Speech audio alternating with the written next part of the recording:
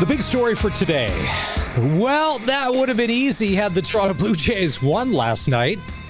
They'd be off to the American League Championship Series with a sweep of the New York Yankees. Life's good. Jays fans would be loving it. That didn't happen. It's tough to watch. They blew a 6-1 lead, and they found out that the Yankees can play some sandlot baseball as well and put up some runs. Much like Vlad Guerrero Jr. for the Jays, the Yankees have their own superstar. He's named Aaron Judge, and he's doing everything humanly possible to will his team to a win. He's batting .636 against the Jays. He's putting on a clinic of fundamental baseball, hitting singles, smart base running. Hit that massive home run last night, playing some good defense. He is the only reason that the Yankees will get to play Game 4 today. And if I'm a Jays fan, I'm a little nervous because the Yankees are just as unpredictable as the Jays. And that's good and bad. But that's not our top story. My top story today is the Connor McDavid countdown clock, which starts tonight. In about 5 hours' time. Oiler fans, you got an early gift, Christmas gift earlier this week, when it was announced the number 97 re-signing with the Oilers 2 more years at a measly $12.5 million per season, even with the cap going up. Since then, he has been lauded as the ultimate team guy, willing to take less to build a winner, doing what's good for the club against his own personal gain. And I said on the show back in the summer when all this talk started to happen that he'd have to make a choice. Do you want to win or do you want to get paid?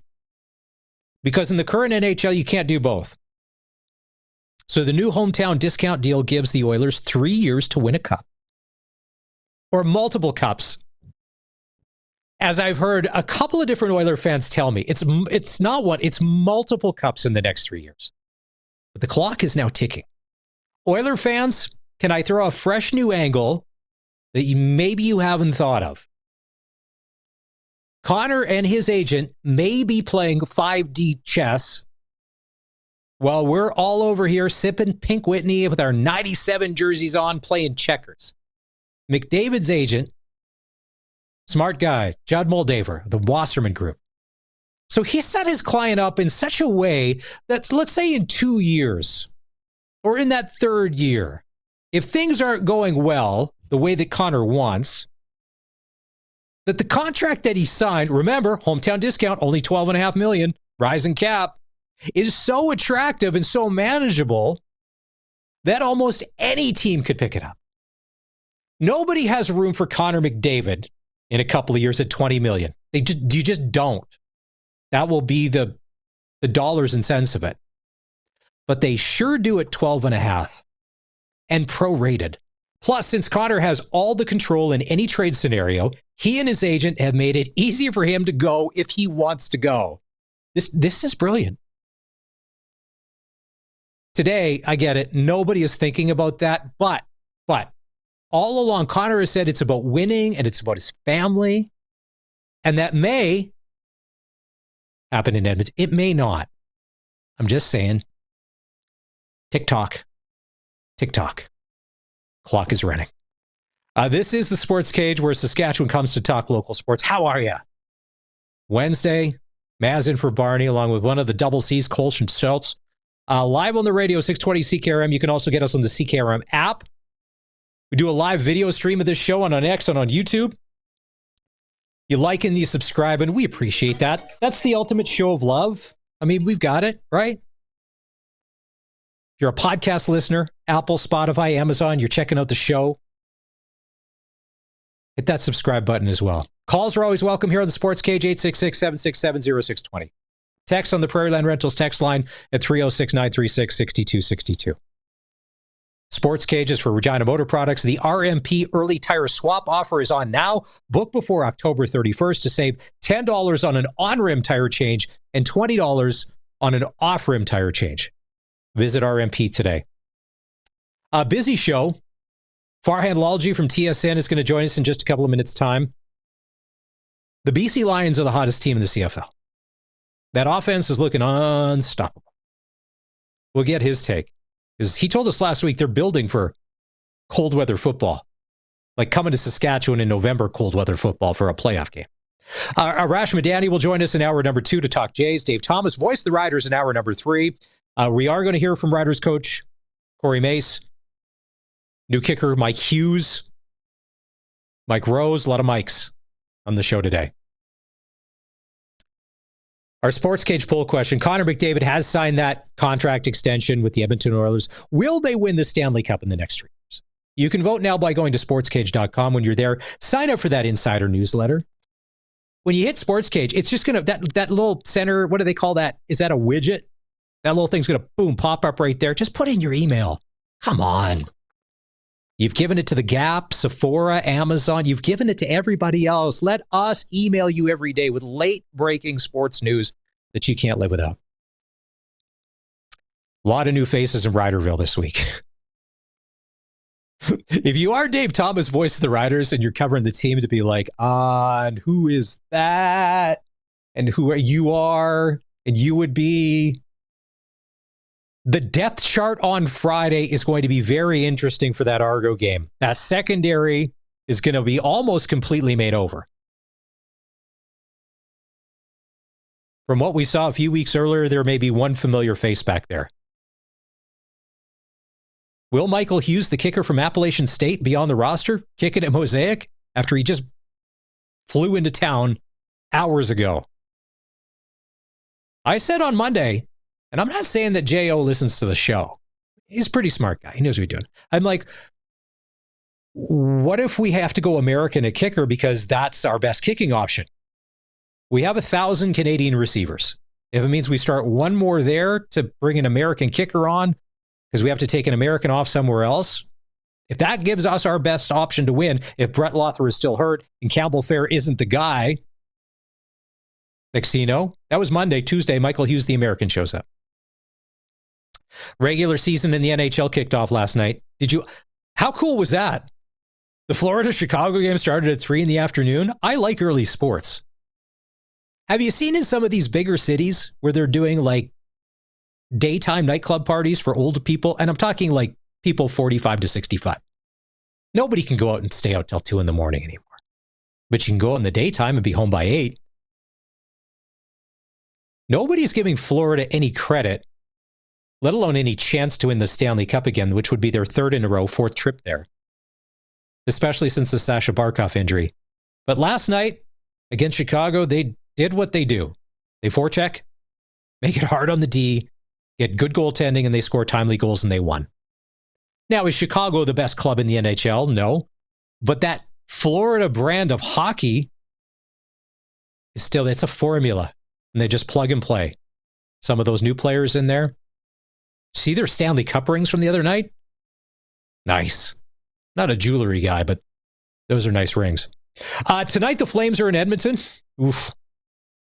If you're a Flames fan, the Flames and their non-superstar, mostly AHL guys roster you've never heard of may be in tough tonight against freshly contract minted Connor McDavid and Leon Draisaitl. Flames fans, it may be a long season. Are you hoping to make the playoffs, or are you hoping that your team doesn't do well and you get a high draft? That's been the Flames for the past decade, right? Are those your options, and when does it ever work for you? And I don't necessarily know that you getting a new hockey rink will automatically make you a better team. Look, the Leafs have been playing in the Air Canada Centre, or whatever it's called these days, maybe it's not, for 20 years now. That didn't bring them a Stanley Cup. So stop thinking that new construction, although fancy, with working bathrooms and a non-crumbling roof, is going to be your ticket to Lord Stanley's Cup. And tonight it's the Vegas debut for Mitch Marner. I think I'm going to like Vegas Mitch. You think Mitch is just going to explode and become the player that Leafs fans always wanted him to be? Kind of like Jack Eichel did. Leaves Buffalo, goes to Vegas. Things are good.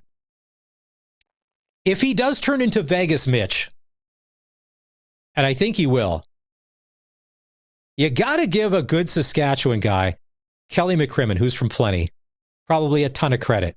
Because I think when you show up in Vegas and you meet Kelly McCrimmon, there's one way to play Kelly McCrimmon hockey. And it's probably very apparent in the first meeting and every meeting after that. It's Kelly's way, and this is what we do. We've been successful. We won a cup. We've been competitive. And maybe Vegas Mitch is just ready to buy in. And I am ready for it. Oh, Leafs fans, it could be a long year for you too. Time to take our first break on the show. When we come back, Farhan Lalji from TSN will join us. We're going to talk a little CFL football and a little NFL football as well. Joe Flacco was put in the economy section on a flight to Cincinnati earlier today. And I guess he's going to be the starting quarterback this week for the Bengals against Green Bay. We'll dive into that next. This is a Sports Cage on 620 CKRM.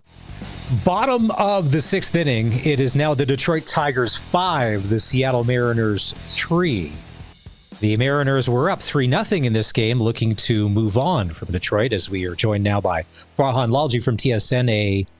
Are you an admitted Seattle Mariners fan? This isn't a secret or whatever. That's your team, right?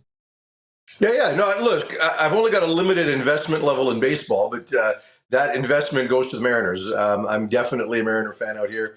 You get down to the game in, 2.5 hours. It's an easy trip to get to, and it's a fantastic ballpark that stood the test of time the last 30 years. And I'm dying watching this game right now. They had a chance in 2 different innings to blow it open, but had to settle for 1 run in each of those. And all of a sudden now, momentum is completely swung. That's just these playoffs, and you can't predict that. So if you're one of the experts, I want to talk to you. We'll get to the CFL stuff. And I can't stand the Blue Jays, just for the record. I cannot stand them. All you got to do, Farhan, to go 3 for 3 here is just be like, and I don't like the Oilers either, and then you really have just declare they're not winning the cup this year either. I don't think they are. Well, I won't declare that, but I'm 3 for 3. Actually, I can't say I don't like the Oilers. I just can't stand Edmonton or Oiler Twitter. I can't stand the Oilers. I just can't stand Oiler Twitter. Yes. Assuming they're winning multiple cups in the next 3 years, why don't you get one and then we'll talk? Stop with the for sure parentheses S's. I saw a picture on social media, Joe Flacco in the economy section of a plane on a flight from Cleveland to Cincinnati, where notoriously the owner of the club isn't necessarily the biggest spender when it comes to his players. But word is that Joe Flacco will start for the Bengals on Sunday against Green Bay. Is this the NFL we're living in? There's just not enough quarterbacks anymore? Well, I mean, look, we saw this a year ago with Minnesota starting a quarterback like basically 2 days into it. And Baker Mayfield has done that at various points. And we've seen this happen before, where a coach can put in the most limited package. And if you're coming over from similar systems, like if you're part of the McShanahan system and you're transferring that, there's a lot of terminology and concepts that will carry over. But look, those things aren't sustainable. Eventually, you've got to kind of dive in. But you're also counting on the experience of a 40-year-old, and they want to get this done now. They don't want to wait. And it's too bad. Jake Browning's a guy I'm pretty familiar with because he played at the University of Washington, and I follow that program pretty closely. And when he came in a couple of years ago in place of Burrow in a previous extended injury, he did great. So much so that they signed him to a pretty meaningful contract extension for a backup, and they had no problem moving forward with him as their backup, thinking that they knew what they were getting. And it's unfortunate for them. But, a guy like Flacco, if Kirk Cousins eventually gets moved in the next month before the deadline, those guys are going to be expected to come in and play immediately. You mentioned Baker Mayfield, and you saw what he did on the weekend, leading the comeback. To me, Baker Mayfield is an easy guy to cheer for because he hasn't had an easy road. He's been on multiple teams. Is it nice to see him having some success in Tampa Bay, and he's doing it the Baker way? Yeah, I think so. And he and Sam Darnold both in that game had a very similar story. They were high picks. They were in the same draft. They got moved on, and they finally found consistent success on their 4th team, and they were teammates for a while together in Carolina. And it just goes to show you, right, that it takes time. This is a complicated position. It's a demanding sport. There's more pressure on this than anything else. I mean, the most high-pressured position in all of sport. Sorry, hockey fans who think it's goalie. It's not. Whoa. It's a quarterback in the NFL. So, you get better at this the longer you go. And there are some guys who won't get that second opportunity because they come in with just not enough of a body of experience at the collegiate level, right? And you don't get those experiences back. So a guy like, Anthony Richardson probably doesn't get that second opportunity. Zach Wilson probably doesn't get that. You look at a guy like, I mentioned Richardson, but Trey Lance, a guy that just left so much collegiate experience on the table. You might not get those opportunities, but the guys that do still need more time. And when they get their second chance, they generally make the most of it. And both Mayfield and Darnold have. And I think in Mayfield's case, that you can put him in the conversation for MVP right now. Monday Night Football was Kansas City Chiefs and the Jacksonville Jaguars. And we don't get to see it. Not a lot of people get a chance to see Jacksonville Jaguar games just because for the longest time, they shouldn't have been on TV. After what I saw on Monday night, that looks like a fun football team. Young, aggressive, got some guys that can play, which we've never heard of because we never see them on TV. I forgot that Trevor Lawrence can be good at football. And what's happening with Kansas City? Yeah, look, if you look at Kansas City, to me, their season has come down to two plays, both very similar plays, interceptions at the goal line, right? That Patrick Mahomes threw in Philadelphia and then again in this game. So, we can look at the craziness of that last play involving Trevor Lawrence. And, I'm curious to see what Lawrence becomes because we're all still trying to find out. And to my previous point about Darnold and Mayfield and how it took them some time, it's good for Lawrence that he's been afforded a level of time. Now, he still plays an inconsistent brand of football, which was not what he did in college. Like, I was so bullish on Trevor Lawrence when he came out. I mean, he was pedigreed and ready in the way that guys like Andrew Luck and Peyton Manning were, right? Like, that was the expectation. And he hasn't hit yet, but I still think there's talent there. And even on that final drive, right, like he makes an electric throw up the sideline against cover two in the hole, to move the ball down the field 30 yards and then kind of make some weird plays. And, so there's still an up and down to his game that I never expected. As for Mahomes, I'm still betting on him, right? Like, Mahomes is really good at football. And, at the end of the day, like I said, they're 2 plays away from being 5-1. Instead, they're 2-3. So I still believe this team is good enough. They're only going to get better when Rashee Rice gets back in the lineup. And, they've got some injured guys on defense. I think they're going to get better. I can't believe that an Andy Reid, Patrick Mahomes, Chris Jones team, and Chris Jones looked bad on that final play, is ever going to miss the playoffs. Week 6 kicks off tomorrow night. Philadelphia is in New York to take on the Giants. I think 99.9% of the modern world with an internet connection and a little common sense are probably going to take the Eagles all over that. Last week, those BC Lions, and you were on the show and you were talking about this offense and their building going, they beat the Calgary Stampeders 38-24. I want to talk about BC, but let's start with Calgary. It seems like the wheels are really starting to come off. The big play VA stuff that was working earlier in the season just isn't there anymore. And now it's to the point of, are we really worried? Do you think that the Stamps may not win another game this year? I wouldn't say that. And the fourth quarter was a lot to build on. And I think there are some big plays in that offense. They had 3 big shots in that game, including early against, the Damian Alford play. I just don't know that it's enough right now because when you look at their defense, I thought their defense did some good things against Nathan Rourke. They sacked him 3 times in the first half. But ultimately, they still wound up giving up a lot of big plays. Now, look, BC's offense is good and Nathan is good, and he's going to do that against everybody. But, both sides of the ball are showing signs of life, but it's not enough because they were so explosive offensively earlier, but really their defense was incredible in the first half of the season, and they're just not playing at that level. So I thought Jalen Hutchings got better. Hicks got better. They were able to get some pressure, but it just wasn't enough to expose or to mask some of the holes in the back end. There were still some tackling issues. But I just don't think all is lost there. I think I've seen enough in 2 games to make me think they're going to win again. Now, are they a contender? I don't think so. But I'm not writing them off to finish on the western side of the playoff bracket or to potentially even win a playoff game. Like, I don't think they're a series Grey Cup contender, but I don't think they're as awful as 0-4 in the last month makes it out to be. We had Andrew Harris on the show on Monday, and I asked him about Buck Pierce, and he said Buck Pierce is great at finding out what you do well and then exploiting that and finding out what you don't do well and staying away from that. It seems like he found out whatever. Matthew Betts, you can't stop him now. What's with the switch that got flipped? Because he has been past 6, 7, 8 weeks, he's been the best defender in the CFL. I don't think there's anybody better. Yeah, and that's less Buck Pierce than it is Mike Benavides, right? Because he's kind of done some things to unlock him. And I think you got to give Ryan Rigmaiden, their GM, a lot of credit as well, because they added two guys on the defensive side of the ball on the defensive line in Levi Bell and Bradley and Nye, and those guys have become difference makers. And so collectively, their entire defensive line is playing better. Now, look, Matthew Betts has been fantastic, 10 sacks in 4 games.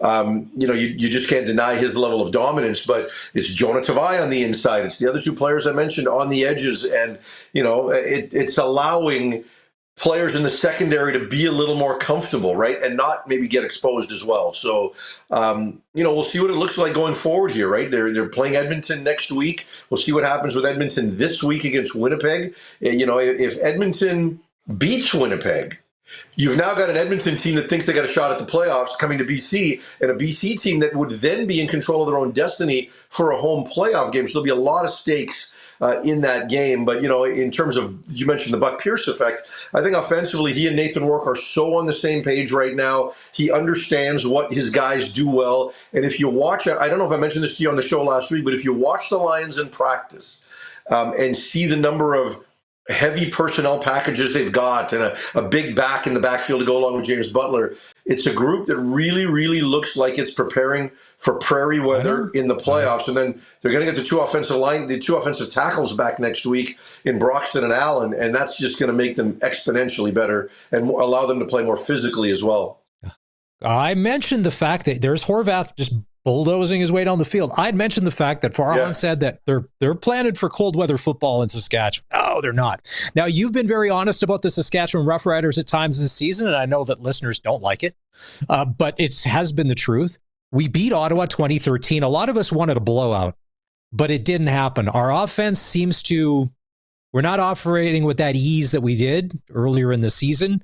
We only scored 14 of the 20 because the other 6 came on defense. The kicking game wasn't there. It was just, we won, but now in Saskatchewan, you're seeing, you got an American kicker in camp now.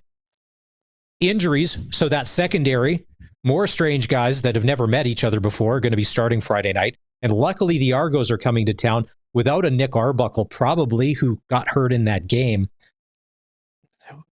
Did you see a game that wasn't very fluid against the Red Blacks as well last Friday night?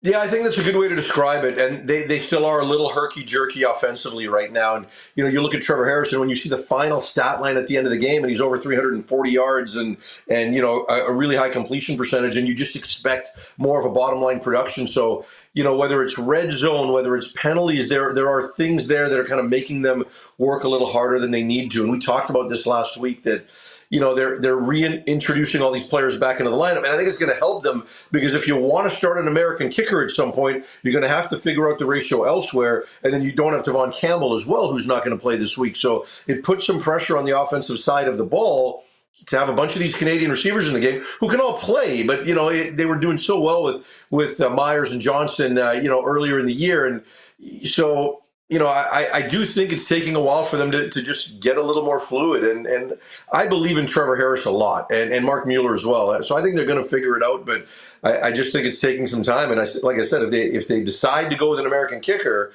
it's only going to get more complicated ratio-wise. And then on the other side, just so you know, Arbuckle and Wynton McManus are both being shut down for the season in Toronto. So they're going to play some guys that you saw it easier against Ottawa last week. It's not going to be easier against Toronto as well. Well, for a lot of us Rider fans, we're hoping that Toronto come to town will cure our ills for whatever they are. Outside of the Toronto-Saskatchewan game, you've got Calgary at Hamilton, you've got Winnipeg at Edmonton, you've got Ottawa at Montreal. What's the most intriguing game on the schedule for you this weekend?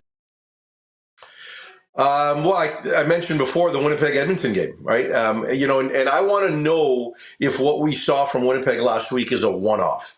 And look, I understand that part of their problems offensively were not having Zach Collaros in the lineup, and you can't function offensively with Chris Streveler there for long term. You're gonna have to find miraculous ways to win games, which they did at times. But they looked so good, and the timing with Zach looked so instant, way better than it's looked at any point when Zach has played earlier in the year. So, is that all of a sudden, the bear awakening, and now we're going to be stuck with Winnipeg again in a Grey Cup game? We'll see. But So that's my concern. And with Edmonton, you look at how well they've been playing of late, and this is it, right? Ottawa and Toronto are out. Um, Edmonton's still in the mix, and if they can win some of these games, the schedule sets up for them in terms of being able to play Winnipeg and in terms of being able to play Calgary. And BC. Now BC's clinched a playoff spot, but the other two haven't yet. So they can still make life difficult for these teams. So they're going to be an awfully motivated bunch. So that game intrigues me more than any. Calgary does go to Hamilton, and you'd mentioned they did play a little better in that fourth quarter against the Lions. I don't know if a moral victory this week is going to be enough. Calgary has to find a way somehow on the road to beat the Ticats. Is it as simple as they just have to stick with Dietrich Mills and not get away from that run game through all four quarters and just try and get back to Stampeder football? Yeah, I mean, look, what was Stampeder football, right? Like everything is easier when you play with a lead, and if your defense is generating a lot of turnovers and putting you in position, and you're hitting explosive plays, then that's going to work out for you. But if you don't have that, and all of a sudden you fall behind because Bo Levi Mitchell and Hamilton, they've got the ability to create explosive plays as well. So it's not as easy as that. Should they commit more to the run game early on? Absolutely, they should. But if all of a sudden Bo dials up a couple of big ones, and teams know that going in, right? Like when you see certain offenses and certain defenses, you've got to do a little bit more, play it a certain way, right? And when teams play the Lions, coaches are going to get more aggressive offensively because they know they can't settle for threes. They know, they're going to do some things because they're going to need offense. And when you play Calgary, it's the same thing. You need to play with a lead so that they can't lean on the run game. And then, do you load up against the run early and see if they can take some shots? So I'm be interested to see how Brett Monson plays that defensively for Hamilton, their defensive coordinator, in that game. But, we'll see if VA can dial up some deep ones early on in that game and play with a lead so that Mills can be more involved. Bad news. It is now Detroit 8, Seattle 3, bottom of the seventh inning. Oh, I'm hearing the cheering on the TV over there, so I'm dying here. We'll wrap on this. Are the Vancouver Canucks a playoff team this year, in your opinion? So I'm going to say yes. But I'm not saying that with a high degree of confidence. I think they're going to finish with 97 or 98 points, and I think they're going to get in as a wild card team. I don't believe they're going to finish in the top of their division. Thatcher Demko, if Thatcher Demko stays healthy, will always keep them in the playoff conversation. And if Elias Pettersson can get, he's not going to be a 100-point player again, but if he can get to the mid 80s and be a point a game guy again, I think that'll be, enough for them to add some things offensively. So a lot of ifs around the Canucks right now. They need this to happen. They need that to happen. They need health here. They need scoring here. But I think they're going to find a way to squeak in. Take that, Oiler fans. And then when they knock you out in the first round, boy, is that going to be sweet. And Farhan called it way back in early October. All right. I didn't say that. I didn't say that at all. Okay. If you're going to save the Chiefs, you can't save that one. Okay. Farhan Lalji from TSN, brought to you by the Cooperators. We'll catch up with you next week, sir. Hey, don't forget the 620 CKRM Rider Broadcast Network, brought to you by the Cooperators, has countdown to kickoff on Friday, starting at 3. Actually, starting at 4. Rider pregame show at 5. And Dave and Luke will have the call Riders and Argos kickoff at 7. And when the Riders play, get the KFC Game Day Special, the Big Crunch for $4.95 and the Big Crunch Combo for $7.95 at participating KFC locations. All right, time to take another break. When we come back, we're going to dive into last night's Jays game. It was all well and good, right? Third inning, 6-1. We're going to the American League Championship Series. And then Aaron Judge happened. The Major League story next. Oof. This Detroit-Seattle game's got out of control. This is the Sports Cage on 620 CKRM. Oh, no, we're going to the top of the 8th inning. It is the Detroit Tigers now 8, Seattle Mariners 3. I think the Tigers are firmly in control of this game. And if you watched the first couple innings, Seattle in a lock. They were up 3-0 and cruising, and then Detroit's bats came alive. We're bottom of the first, 1-1. Brewers and Cubs. Milwaukee leads that best-of-5 series 2-0. With a win, the Brewers move on. Have you that ballpark? Because we don't see a lot of Brewers games on TV. That's a nice place. It's a nice place. The Jays and Yankees will kick off at 5, and you got Phillies and Dodgers 7 o'clock tonight. With a win, the Dodgers could move on. I know a lot of people, for Toronto Blue Jay fans, it's been probably the best way to describe it. It's been a fun year to be a Jays fan. And for a lot of us, that means rediscovering the Toronto Blue Jays because they haven't really been relevant. There was 10 years ago in the bat flip, yes, but you got to go back 20 years before that when they won the World Series. So for a lot of people, and myself included, it's been kind of fun to get back into Blue Jay baseball. Like you're paying attention. And I haven't watched as much Blue Jay baseball. Probably watched more this year than I have in the past 5 combined. Because they're relevant. So last night, it was good. We're at let me set the stage. Colson, let me set the stage. We're at my in-laws. My father-in-law, Dave, it was his 83rd birthday yesterday. We had pizza. Not my favorite kind of pizza, but whatever. My mother-in-law, she chose. And cake. Good cake. It's a birthday, Haagen-Dazs ice cream. Got to splurge, all right? And that's expensive. That's high-end these days. We're watching this Jays game. It's 6-1. I'm like, I got to go. Got stuff to do. Laundry. I do the kids' laundry if you've never listened to the show before. Run a good all-inclusive for the family. Come to 6-1. I come out of the laundry room, and all is good. I turned the TV. I had on a different channel. Turn it.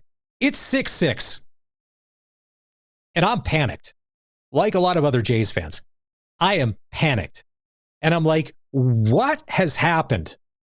Well, the Yankees came alive. And Colson, I think we have this teed up ready to go. Aaron Judge and the Yankees happened to the Blue Jays last night after they went up 6-1.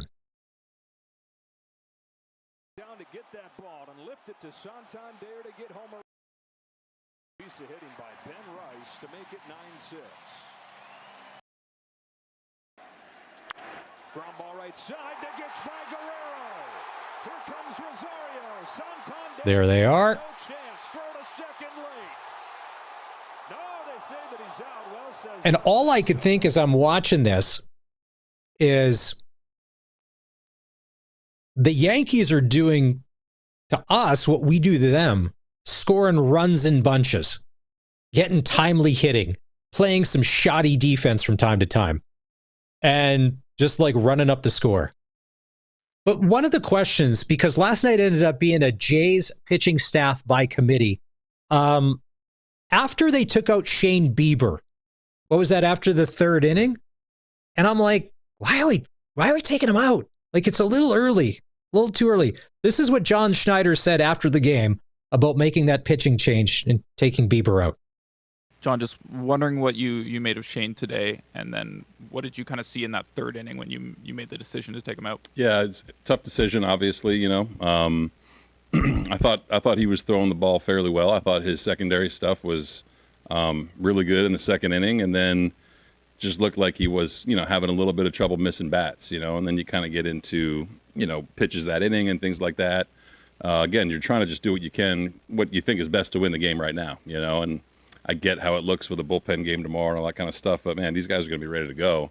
But I thought Shane was, you know, we didn't help him, you know, 1st inning, obviously. I thought Shane handled himself really well. You know, it sucks for him. It wasn't a longer outing. You know what I mean? I know he's looking forward to this game, and we were looking forward to him pitching, but we kind of just didn't play in sync today for him. Lewis Varland goes tonight for the Jays. He's got a no-one run record with a 6.75 ERA. Oof. Cam Schlittler, rookie sensation, 1-0. That last start, that last series against the Red Sox, 12 Ks, ERA of 0. Man, he throws hard. I had mentioned to Arash Madani, he is coming up at the start of hour 2, that if they weren't able to get to Schlittler in this series, I think it would have been a huge mistake, even if he had to move him up in the rotation, because he's pitched so well and he's just so good that the Yankees may not get a chance to use him, but they will tonight. And I mentioned the Aaron Judge effect. Now, Colson, this is crazy. So here's Aaron Judge's 2025 postseason stats. 6 games, 22 at-bats, scored 5 runs, 11 hits, 2 doubles, 1 home run, 6 RBIs, 3 walks, hit by a pitch, only struck out 4 times. His batting average in the playoffs is .500, but against the Jays, it's .636. And his on-base percentage is .577, and his slugging percentage is .727. Can Aaron Judge humanly do any more than what he's done to try and make the New York Yankees win a baseball game? I mean, technically, probably, but literally, I don't know. You throw him in a pitcher or catcher too, maybe. Yeah, the Shohei effect. Yeah.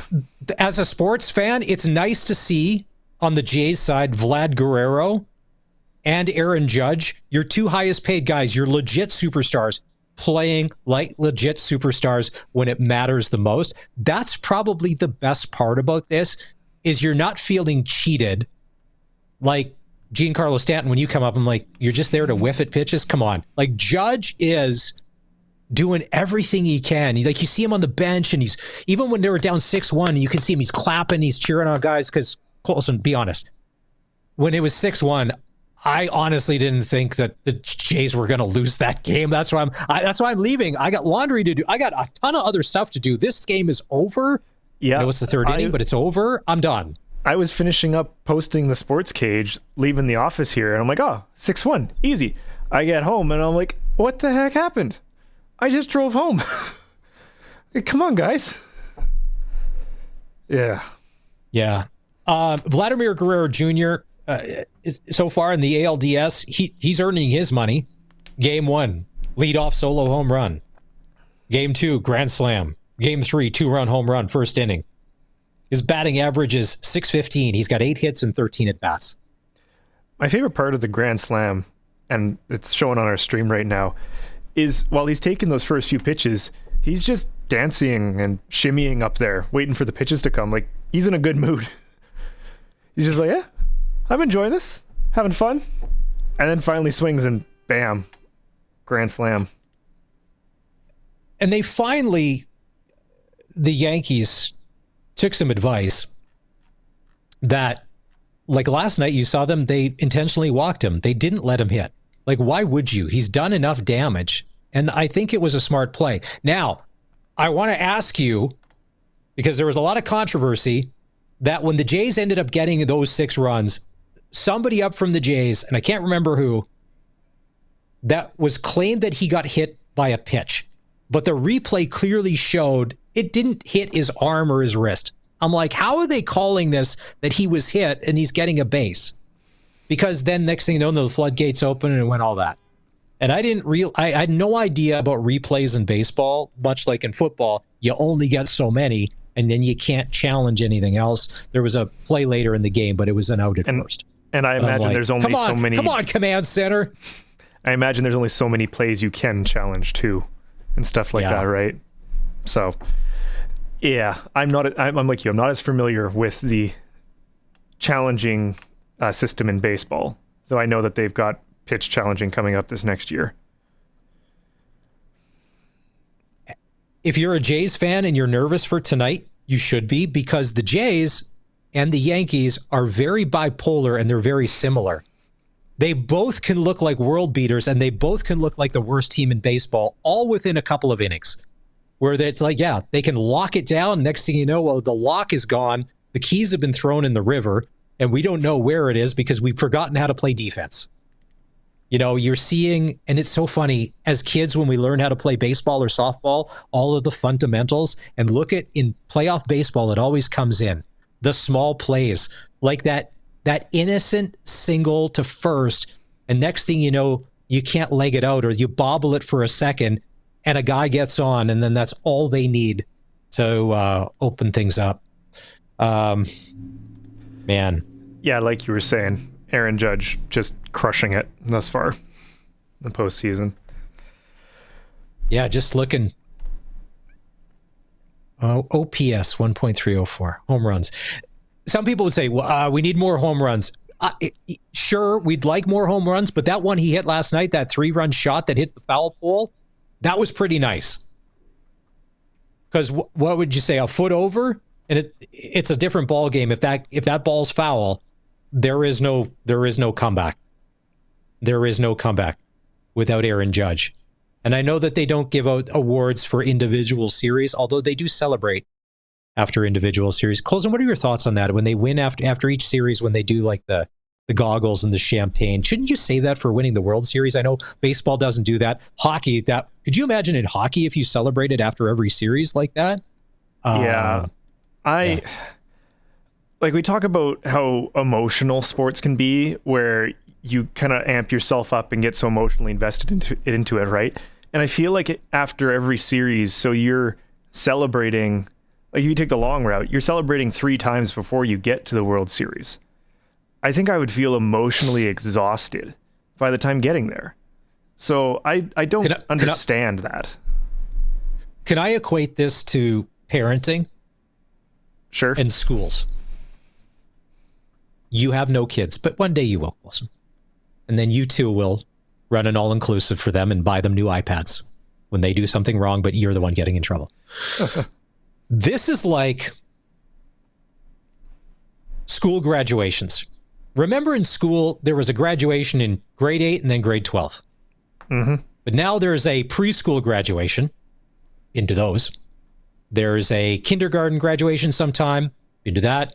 And then if there's a middle school, there's that graduation. And then there's a junior high. There's graduation ceremonies all along the way. That's what I feel like with Major League Baseball. It's like, well, we won. Break out the goggles and the beers and the champagne. Yeah. The only comment I'll make on that education comparison or analogy is that I heard it explained where someone's like, yeah, my dad came. I know how he stands on it. He doesn't support these, but he also knows that education is important. So he's going to come show up and show me that education is important to him. So I'm like, you can do both technically still, but yeah. Oh, no. We'll see when I have to go to them. Cool. Oh, exactly. And well, no, Coulson, not only are you going to have to go, like you're going, that. Oh, yeah. I've never met your wife. You already have no say in this. But we need to buy a special outfit for the graduation. I'm like, but they're going to wear it once and he's going to outgrow it. Where is he going to wear formal wear as a 5-year-old outside of the kindergarten or the preschool graduation? He's not. But okay, well, I guess he does need a new outfit. And then you get the same again. So there's not only going, then there's also that. And there was one kid at preschool graduation this year. I will give his parents credit. He had a tuxedo on. And he looked ballin'. There's always that one, you know this, at a Christmas concert or a school at a band concert, there's always that one kid, guy or girl, whose parents dress them in formal wear, and they just like stand out and they dazzle. And they're standing to everybody else right next to the kid in the tank top and sweatpants.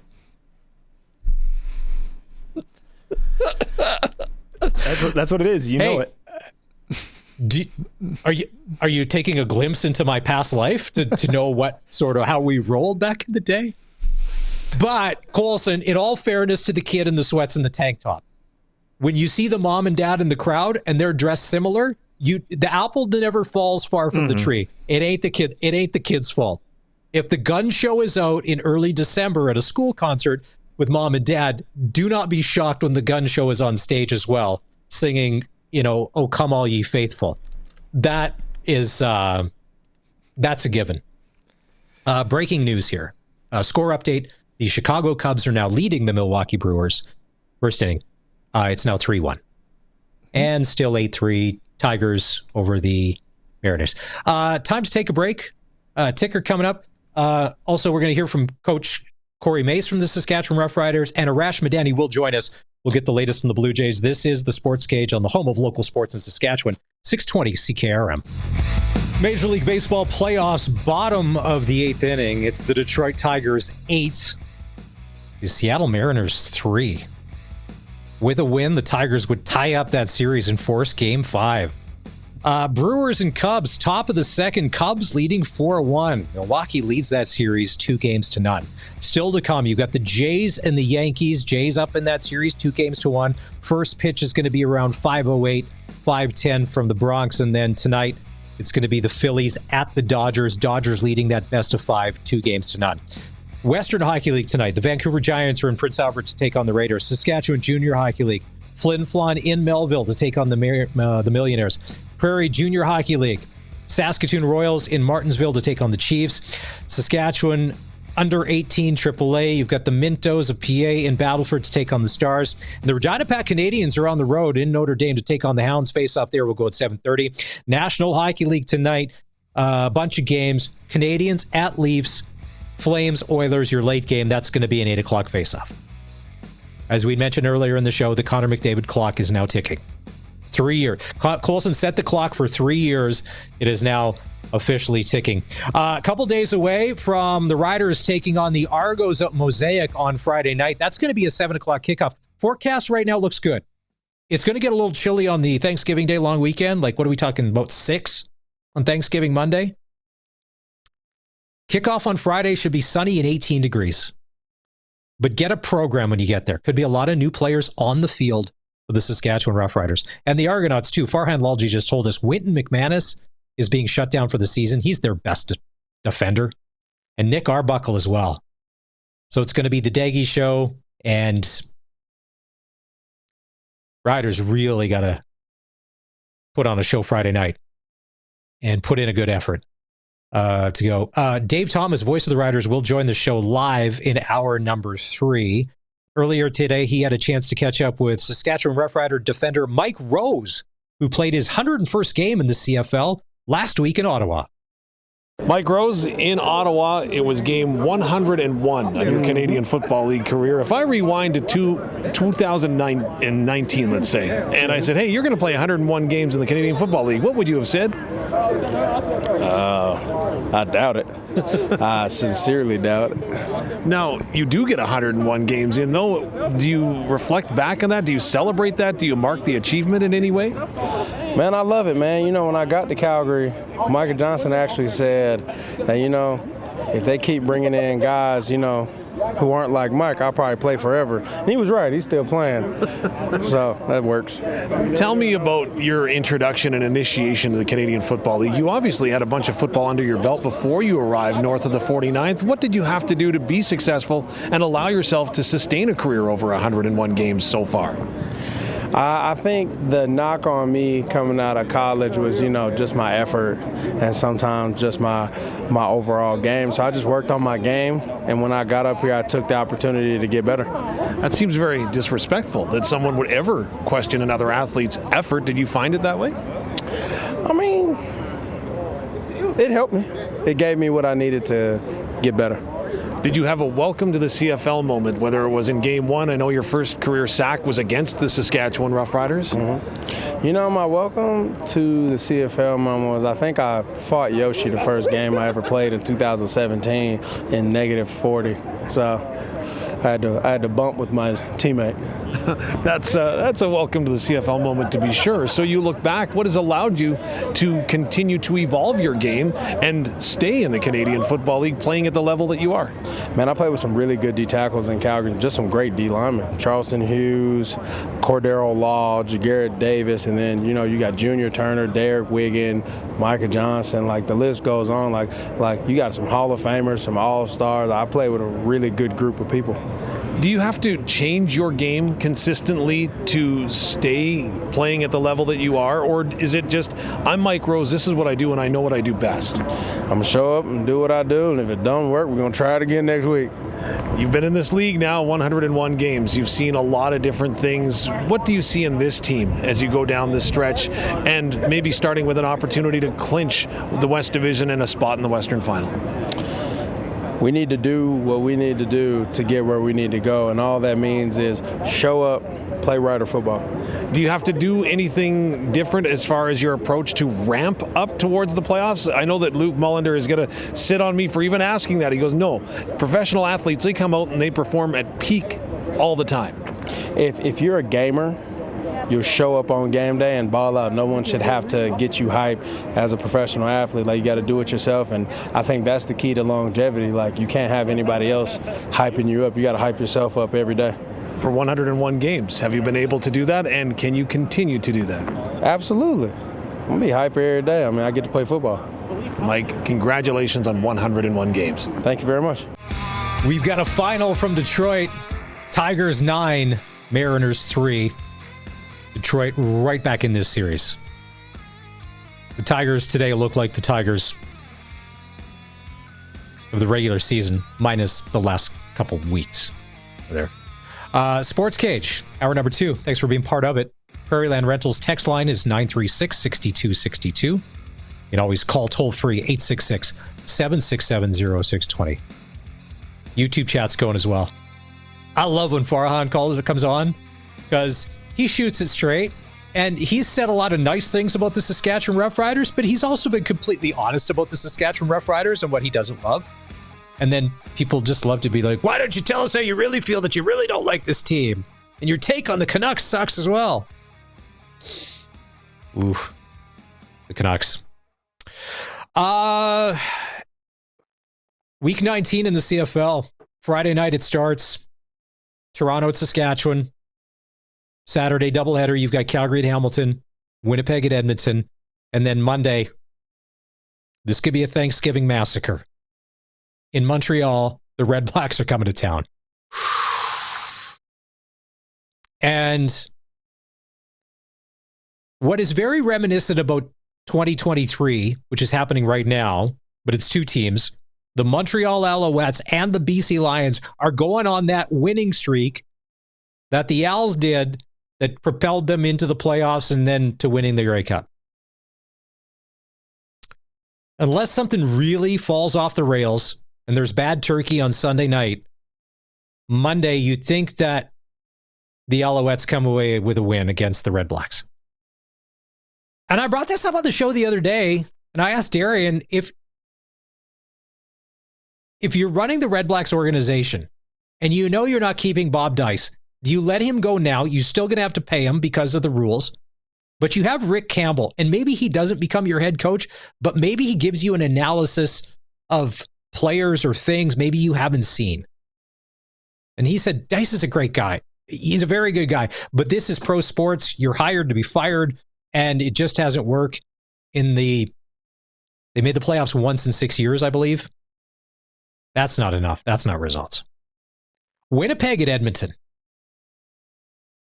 If the Elks, here's what we learned, because we get stung by it, the Elks have learned how to hang around. It's not a Picasso. That's for sure. But they have learned how to hang around. They're kind of scrappy like their quarterback, Cody Fajardo. Love or hate Cody, he's a gamer. When he was here in Rider Nation, we loved the fact that he was scrappy and gave us chances to win games. Sometimes games we had no business being in. Now, did Cody make some incredibly boneheaded plays that cost us games or put us in tough spots? Yes. But he's just one of those guys that seems to have it. But with how Winnipeg, in their game before the bye, in beating the Hamilton Ticats, and that offense looking good, the best they've looked all year. That could be, to me, a Winnipeg blowout. Or maybe it's 28-26 Elks. You don't know. Justin Rankin got signed to a 2-year contract extension. He'll be with the Elks till the end of the 2027 season. Well deserved. To me, he's been one of their best players all year by far.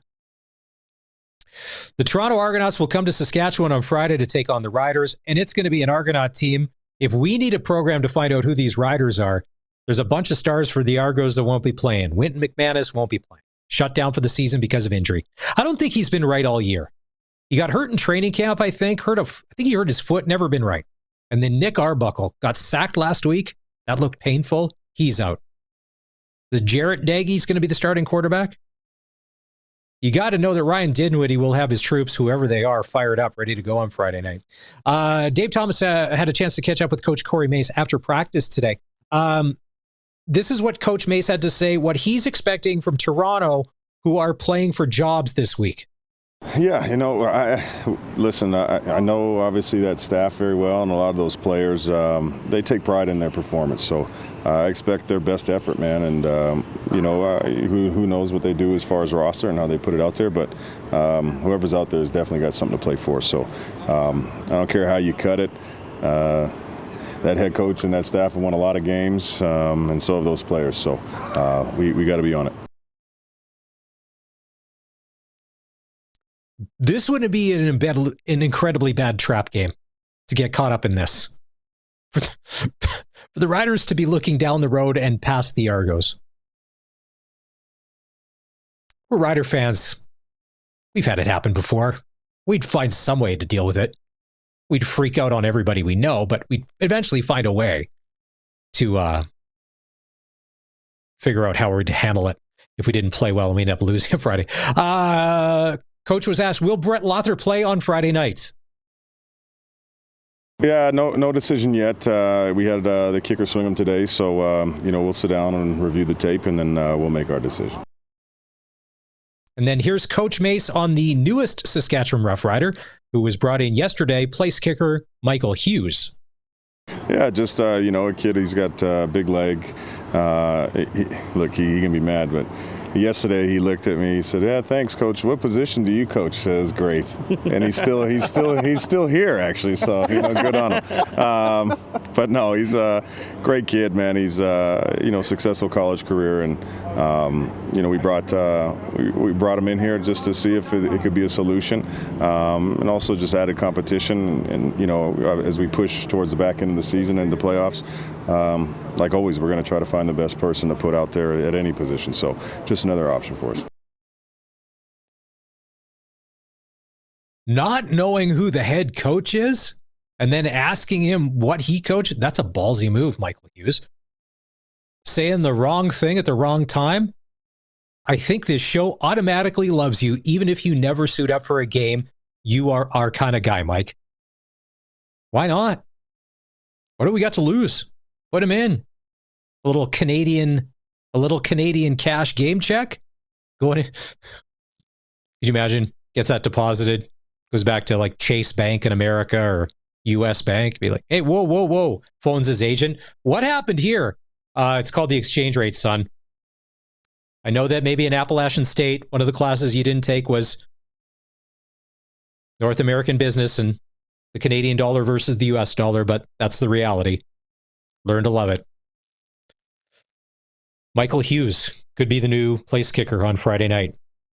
Here's Coach Mace on what has made Mike Rose last 101 games in the CFL. Yeah, with Mike, we always have sidebar conversations about exactly that and different things that he wants to execute throughout the game, or talking over his plan and how he thinks that he can affect the game. And not a lot of guys always do that. It's not that they keep to themselves or whatever, but he's always thinking beyond the game plan and other things that he can do within it. So he's a professional, and he's always been available, which always helps. He's made a lot of plays throughout his career, and certainly he's still continue to make some. So just like we were talking about before, another guy, when we added to the roster, we thought that it can only help the position, and it has. Mike Rose, to me, has been one of the best free agent signings in the offseason. Not necessarily flashy numbers, but he's just always there. Always around the ball, it seems. And this is Coach Mace on overcoming an injury like Thomas Bertrand Houdon had. Yeah, everybody's different. The mental aspect is always kind of tough. Just sitting out and watching your brothers be able to do the work that you want to do, but then also just believing in the confidence that whatever injury that you're recovering from, that you're still operating at at the same speed and same power and stuff that you had before. But like anything, man, you're not going to know until you go and do it. So the best thing you can do is just tell those guys, you've been cleared. You just trust that process and go play. Unfortunately, in this sport, the injury rate is hovering somewhere around 100% at some point. So if you're out there, you just got to go. You can't think about that kind of stuff. When the depth chart came out last week, there were 7 changes. 7 in, 7 out. The depth chart this week, when it comes out, games on Friday, comes out Thursday morning. Hopefully there's a lot of toner in the printer, because there's going to probably multiple changes for this week. The injury, Colson, do we have that ready to go? The injury report from today of who did and who didn't. Tavon Campbell, that's a big one.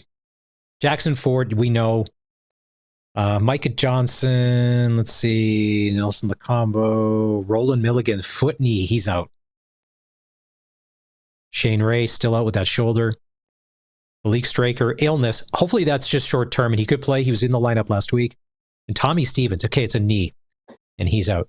One of the players on the report yesterday with Dante Myers, questionable with an ankle.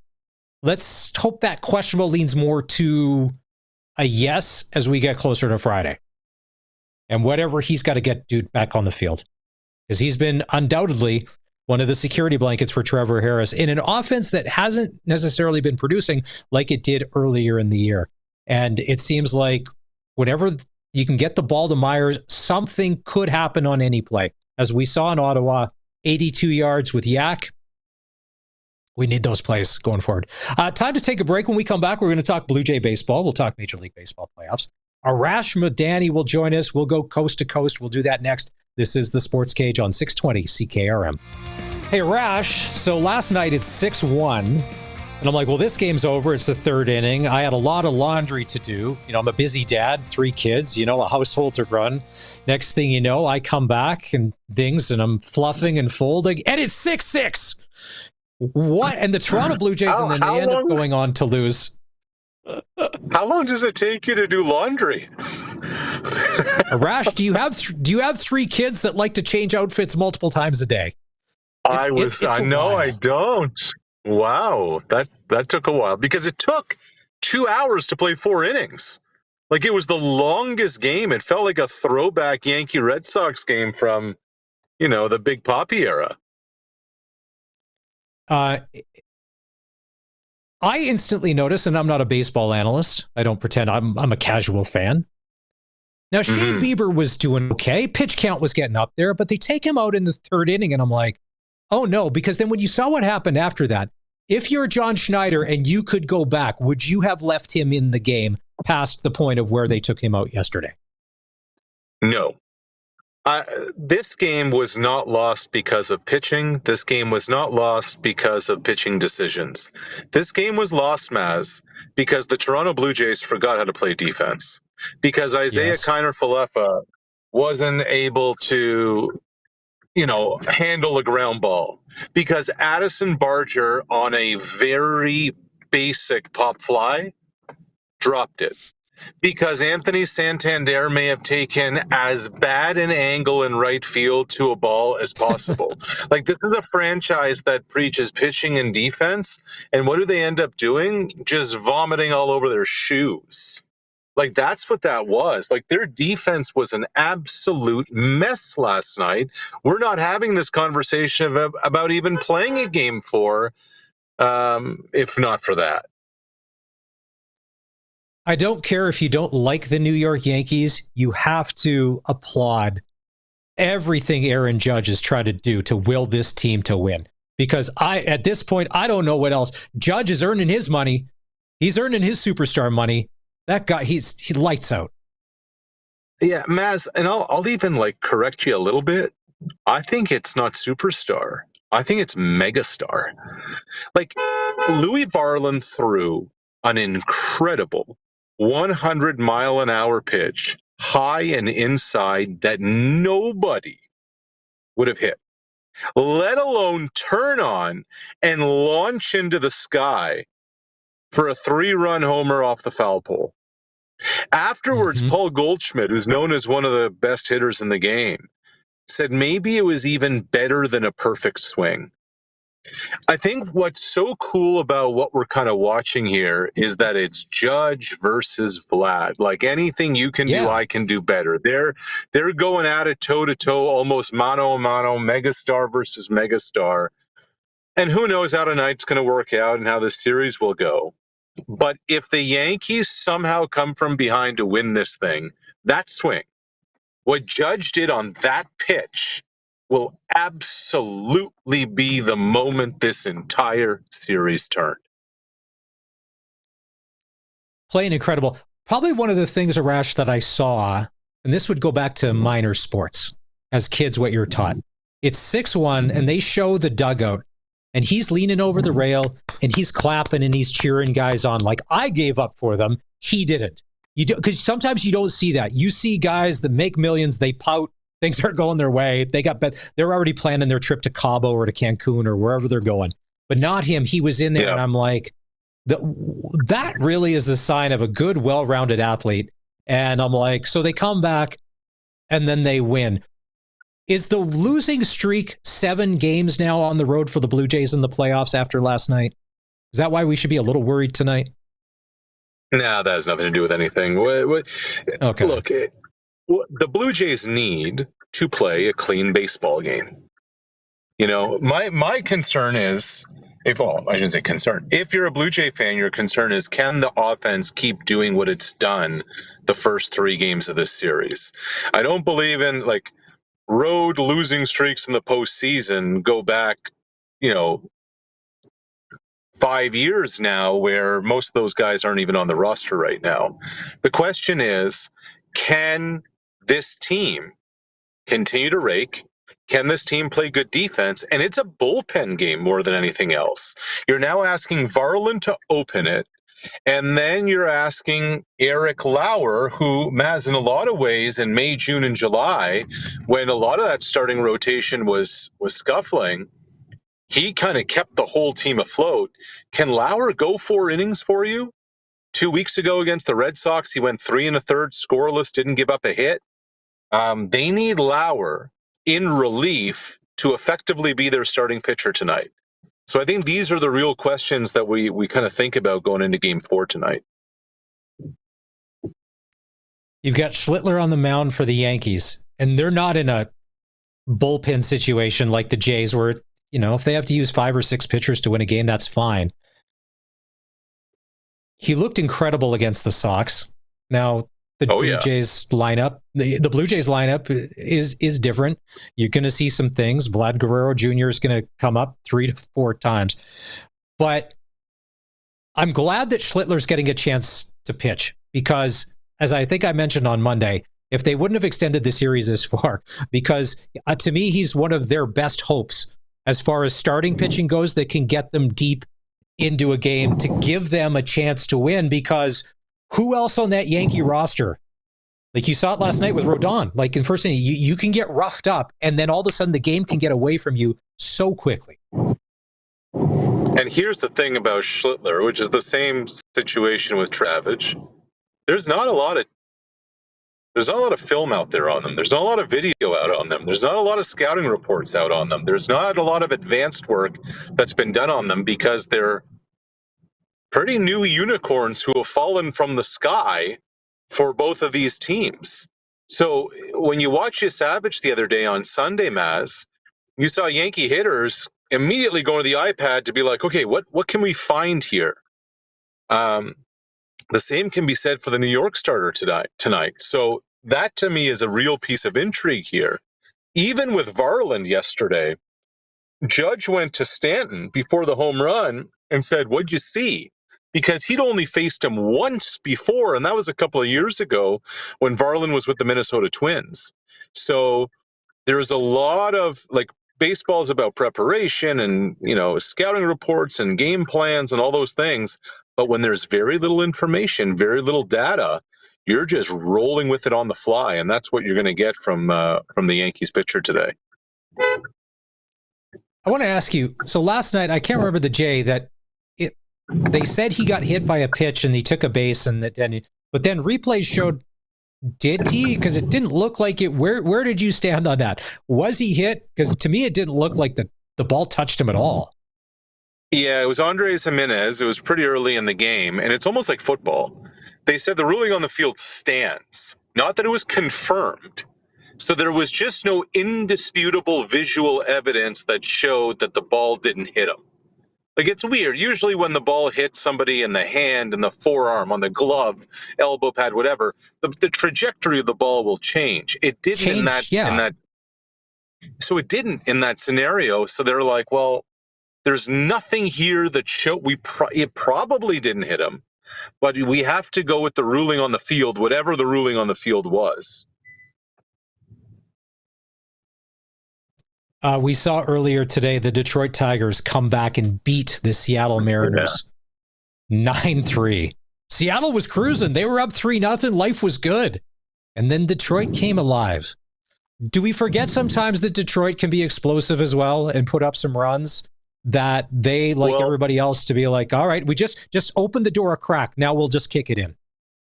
It's hard to, because the Tigers blew whatever that lead was, 12 games, 15 games in the Central.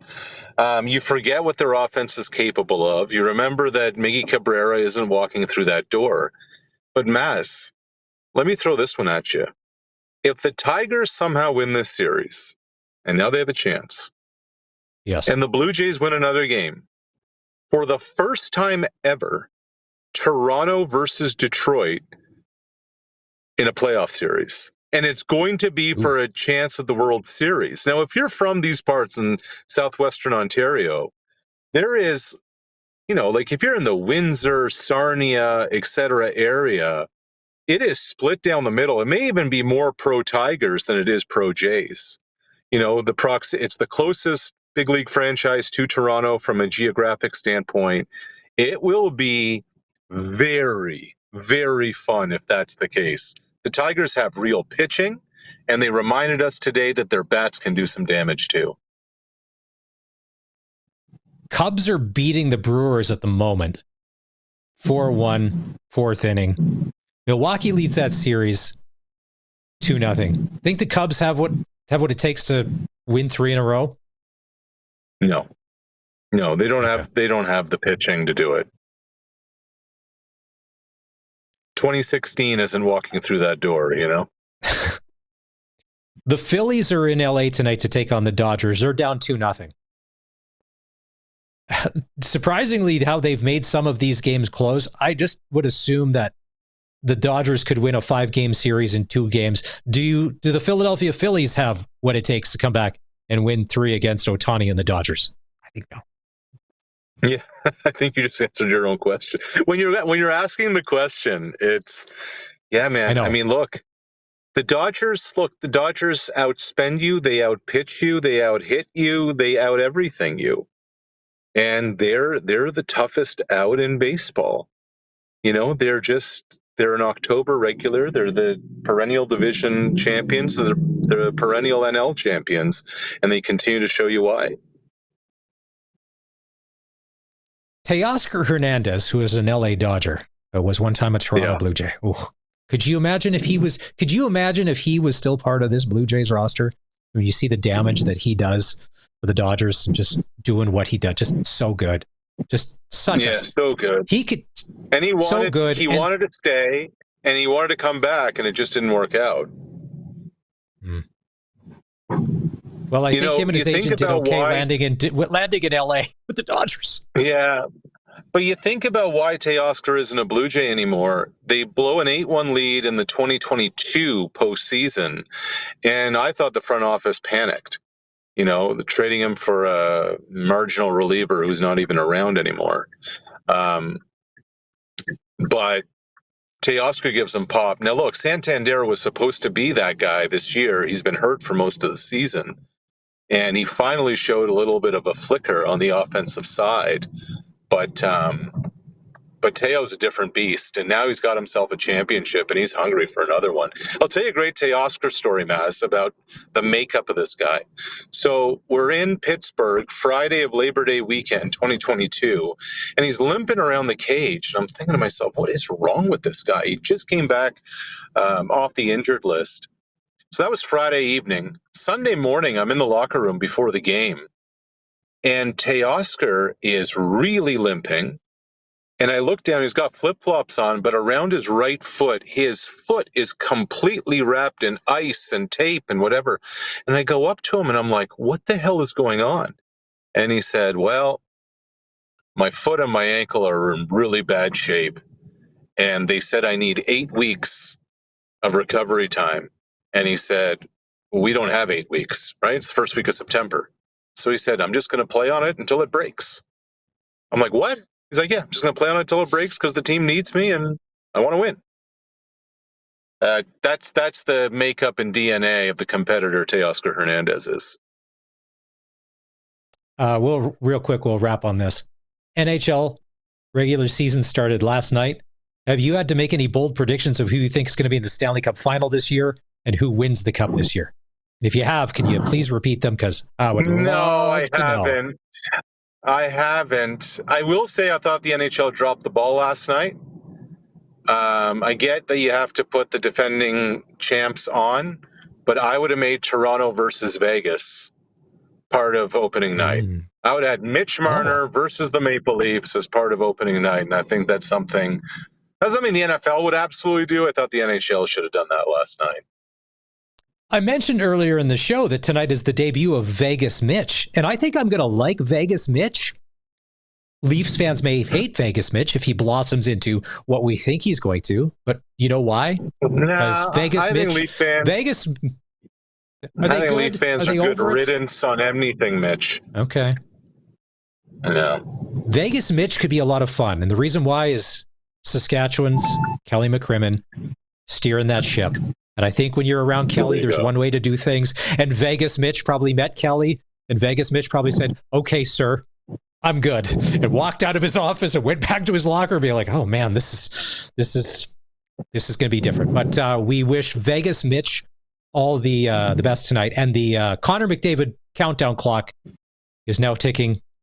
Set it for 3 years because his contract is very palatable in 2 years or in that third year to be traded away because any team can take it at 12.5, not at 20. Arash, it looks like you're in an Uber or a ride share of some point. I don't know where you're going. Kudos to your driver. It looks like they're maneuvering the streets of going to watch Toronto. The ball game, Maz. So going to watch the ball game. Nice. Don't forget, tip your server. Have a great night. This is Coast to Coast with Wrath from Danny. Brian Gawley, Investing Solutions on the Sports Cage. Arash will be back with Barney tomorrow in his regular time slot. Yeah. Interesting. Jays fans, just about 30 minutes away from first pitch in New York City.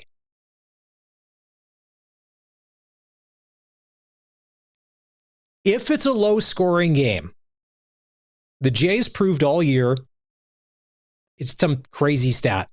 If they're held to under 4 runs, their record's not great. They need 5 or more, and then it's Jays baseball. They were like 58 and 20-something. But the Yankees can also score. And if one of them decides to play defense, I think the other one's in trouble. I don't know which way this game's going. We'll get you some odds. Maybe we'll do a little sprinkle. Time to take a break. When we come back, Michael Hughes is the newest Saskatchewan Roughrider. He's the kicker from Appalachian State that they brought in. And Dave Thomas had a chance to catch up with him after practice today.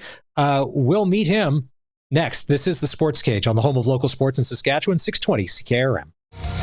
I'm going to go with Avery Lowe of the Humboldt Broncos. Last night scored what turned out to be the eventual game winner, as the Broncos ended up beating the Flin Flon Bombers, handing them their first loss on the season. Final score, 5-3. Avery Lowe, Humboldt Broncos, my clutch performer for Nick's service today. Colson, what do you got? So I'm giving mine to the women's touch football Florida Gators. That's my mom's touch football team, and they got their 4th consecutive city championship last night. I think the score was a whopping 8-0, but hey, it doesn't have to be pretty. You take it. Your mom plays touch football? She has for a good number of years now. Like literally all growing up, I remember every so often we'd go to a game, watch a game, because it was easier for Dad to take us to the game than manage us in the house. To be fair, but yeah. So your mom's athletic. Your dad was a firefighter, and and Colson, it's not making sense here. I'm looking at you. You're sitting behind a computer studious. Screen. Yeah. Sitting behind a computer screen, very studious. You've got this and this and yeah. I am Big Bang Theory on screen with us here. I am the outlier in that aspect. I like to say my family as a whole is pretty tech savvy and pretty smart, but I'm definitely the one who didn't dive into athletics as hard as everybody else. I'm the oldest, and my next brother always complained. He's like, I needed an older brother to compete against, and you just never did that. So that was really frustrating. Nice. So, isn't that great when you get a little older and your siblings tell you your flaws or what a disappointment you were in what area earlier in life? I mean, I have 3 older siblings, and so I've heard it from multiple people on a wide variety of topics of why I don't light up their scoreboard. But thanks for that. Happy Thanksgiving, I guess. Pass the potatoes. Oh! And part of it too is I'm still the tallest. I can still jump the highest, and over a short distance, I could still run the fastest for the longest time. Yeah. So I was like, I got the edge in a few areas. So I didn't have the incentive to keep trying harder like they did. But they've definitely passed me overall in athletics in every other department. I'm guessing if mom invites the rest of her flag football team over, touch football team, over, for a year-end wind-up at your house, and they say, Colson, let's go in the front yard, grab the football. All my money's, the sprinkle of the day for Sports Select is on them. It's not on you. I don't care if you're the tallest and you can run the fastest and jump the highest. You're not coming out with that football. I'm sorry, but it's probably not going to happen. I can do all right out there, but I am not in the starting lineup on my family's sports teams usually. Unless you're talking football where you need a lot of players, and then it's like, okay, Colson, I guess we'll throw you out at safety or something. Where you can hide. Yeah. All right, that's your clutch performers for Nick's service. The Saskatchewan Roughriders getting ready to take on the Toronto Argonauts on Friday night at Mosaic Stadium. It's going to be a 7 o'clock kickoff. The big news is the Riders brought in an American kicker yesterday. His name is Michael Hughes, and Dave Thomas, voice of the Riders, had a chance to catch up with him after practice today. With kicker Michael Hughes wearing the green and white of the Saskatchewan Roughriders, has that sunk in yet? Absolutely. I've been here for 2 days and I've loved every bit of it. Everybody's so welcoming. It's good to be in Canada. So you look around at this huge field that is here, and does it seem a little overwhelming compared to what you've played on in the States? No, absolutely not. It's about the same size as my college. So I've actually adjusted pretty well to that. App State prepared me extremely well for stadiums because our fans at App State are incredible. And, being in the town of Regina now, being here and the culture, it's about the same. So I'm super excited to be here. What about the dimensions of the field themselves? A little longer, a little wider? Yeah, that's a little different. Still adjusting to the 65-yard sidelines, but still ball, and I'm going to enjoy every single moment of it. What did you know about Saskatchewan, the Roughriders, and the Canadian Football League before you landed in Regina? Not a lot. But I did do some research before I came, just so I wasn't a complete fool running around. But like I said earlier, everybody's been super welcoming and answered a lot of questions that I've had, and it's been great so far. You look back at your career at App State, you got some big numbers there. How do you translate that into a professional game? Well, it's just like my strength coach at App State tells me all the time, I'm only as good as my next kick. So I can't worry about what I just did or my past reputation or my career in the past. I can only focus on where my feet are right now. So I just try to take it one kick at a time and do the best that I can for the team now and try to go 1-0 this week. Have you talked about that with whether it be the coaching staff or the management, or how you might fit in as you arrive here in Regina? Again, there's already a couple of kickers on the roster. No, I haven't had that discussion. I mean, I've tried to focus on being where my feet are, getting to know my teammates, learning names, getting adjusted to our new special teams operation. So, that's something that I take pride in. How do you do that adjustment? Because you've got a new holder all of a sudden you're going to be working with, a new long snapper. How do you start to familiarize yourself with that? Reps and trust. I've known Jesse for a little over a year now. We met last summer. So, I've known him for some time. I consider him a good friend of mine. So trusting him off the field allows me to trust him a lot on the field as well. Getting to know Jorgen really well. So, trying to get with those guys as much as possible, build a relationship quickly, and, trust them when my time comes. How much say do you have when it comes to that hold of that football? You talked about working with Jesse or knowing Jesse before. Yeah. How many minute adjustments do you need to make? Or are they big adjustments just to make the ball easier to kick? I have a good relationship with him, and I do make adjustments. And we've talked about it over the last 48 hours a lot. How I like the ball in certain places, and how I want it in certain situations. And Jesse's been great. He's a great holder, great athlete, great punter. So being able to piggyback off of his experience and holding in big time games at Ohio State and Vanderbilt, and also being up here for the entire for the last few weeks of the season, it's been good to piggyback off of his experience. How do you emotionally feel about this opportunity? Is this an opportunity for you to launch a pro career? Yeah, I feel very, very grateful and blessed to be here. I had a few workouts back home in the States, but now that I'm here, I can really put some film on tape and do my job, and like I said, try to go 1-0 for this team this week. So how does that work? You're back at home. Do you go to the schoolyard and kick every day? Do you get to go inside the college stadium? How do you do this? Yeah, I've been picking up fields when I can. Kicking a lot at my high school, and also trying to kick on college uprights because they're obviously tighter. But I try to hang a T-shirt over the pole or something to mimic some tighter posts. So no, it's been good back home to kick and work out and stay ready to go for moments like this. Can you work with a coach? You mentioned your strength coach that you've been talking to. Do you continue to work with those coaches? I have a personal coach back home in West Virginia. His name's Matt Downey. He's been great with me over the last 2 or 3 months, just staying ready and keeping my body in good shape. And then I've seen multiple kicking coaches over the last few months, critiquing and getting better every single day. So it's been great to be around those guys. How old were you when you started kicking, and what drew you to the position? I was 13, and my middle school coach, he was a family friend of ours, came up to my dad, asked if I wanted to come up and try it, and I played soccer growing up, so I decided to do it and fell in love with it. What would getting a roster spot and an opportunity to play in a Canadian Football League game mean to you? Everything. It would mean everything. I've been doing this for 10 years, and all that hard work built up, it'd be super special for me, my family back home, and my faith in God, and being able to just stay patient. So, Michael Hughes, newest Saskatchewan Roughrider. Colson, here's my question. Since we know you're an athlete, as we figured out at the start of the segment, if you're an American kicker and you're coming up here and you've never kicked off a tee before, like CFL kickers do you think if he does play on Friday, is he using the black tee, or is he just kicking off the turf like he has done since, he said, 13 years old, where they just kick off the turf or the grass?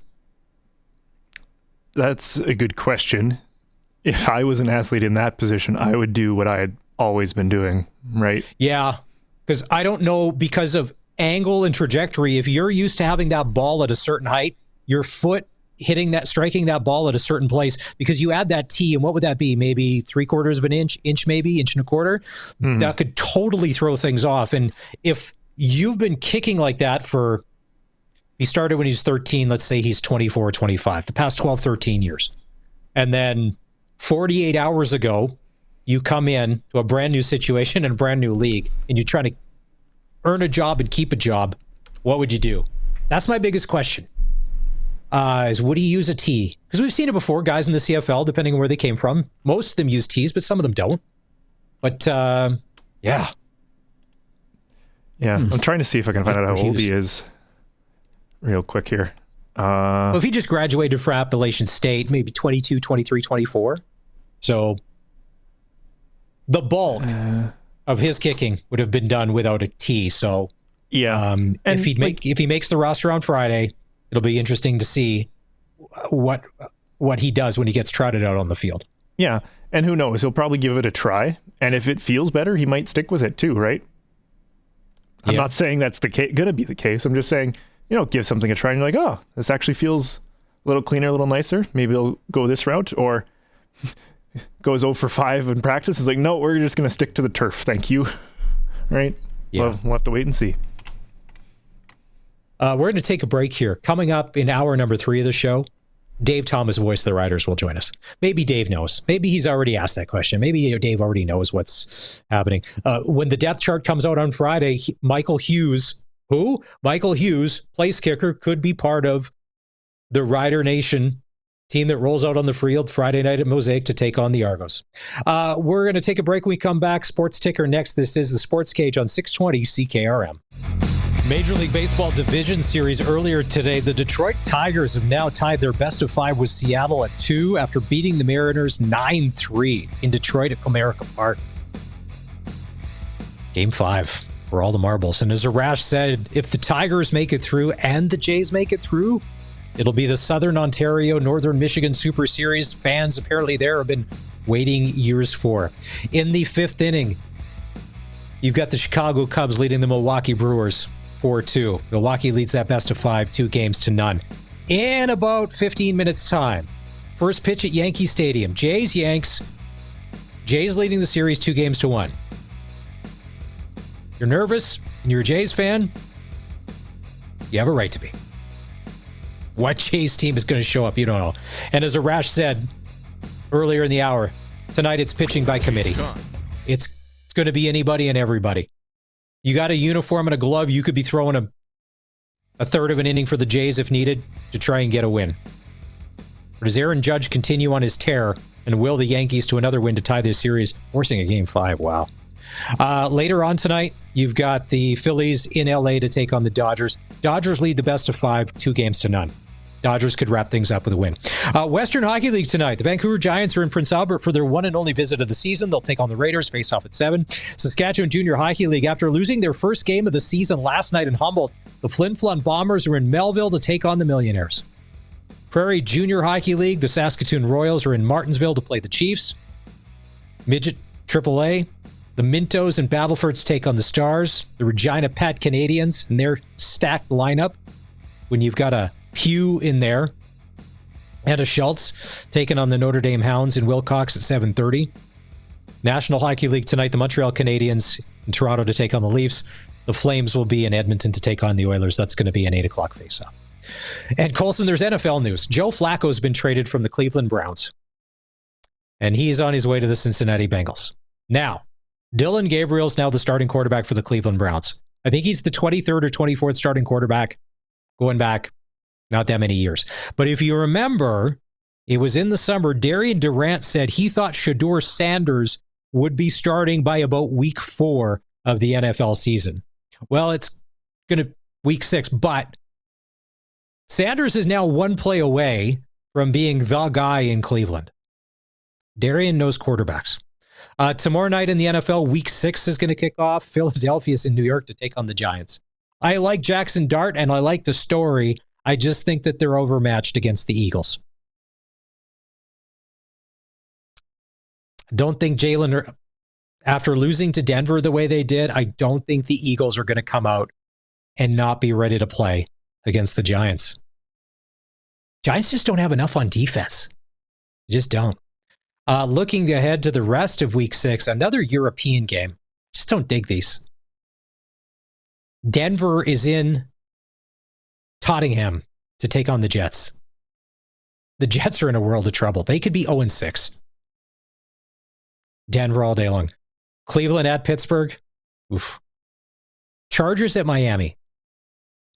Chargers need to win this game. If the Chargers are going to be for real like their fans think they are, they got to go into Miami and win. Miami, if anything, is iffy at best. San Francisco at Tampa Bay. Now, I like Baker Mayfield. Love what Baker does. If Tampa can beat the Niners, it's a good club, and they're going to run their record to what? 5-1? Good. 5-1's a lot better than 4-2. Seattle at Jacksonville. We're all Jags fans now, right? Especially if you don't like Kansas City after Monday Night Football. Yes, Trevor Lawrence, Travis Hunter. The only 2 people you can name on the Jacksonville Jaguars roster. Trevor Lawrence, Travis Hunter. Colson, we'll give away $1,000 of Colson's money if you can name 2 other people that play for Jacksonville. I don't think I have that, but we do have Pick the Score tickets. So if you pick the score, we'll give you tickets to this Friday's game. Lights Out, Obsidian. Yeah. And $1,000 of Colson's money. No, that's Rams not in the at prize Baltimore pack. to play the Ravens. We'll work on it. We'll chat. Arizona at Indianapolis. Oof, Arizona.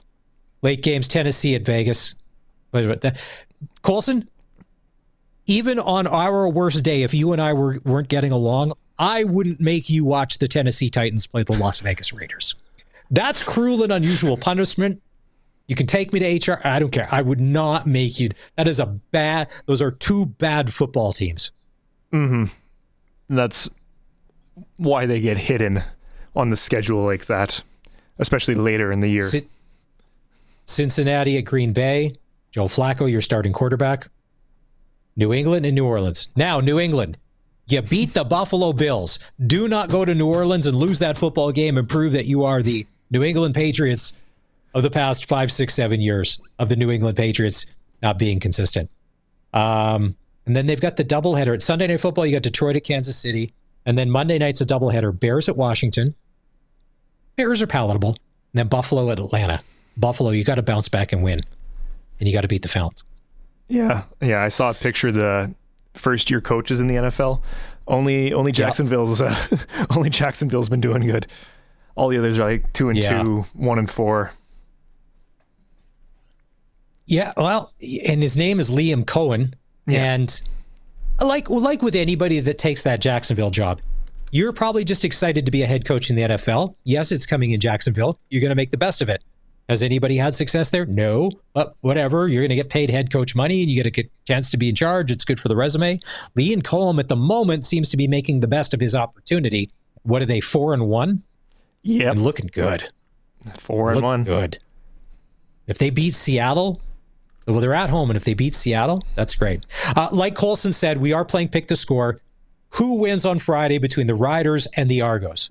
Text us your first name, your last name, and your prediction to 306-936-6262. You can win tickets to an upcoming game. There aren't many left, and a chance at a $200 SaskTel gift card.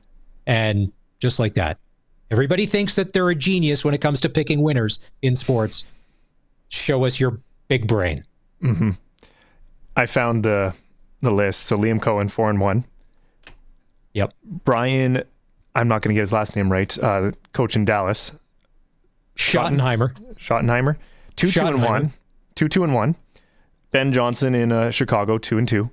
Kellen Moore. Not Ben Johnson, the steroid guy that won a medal for Canada that had to give it back. No. Different Ben Johnson. Different one.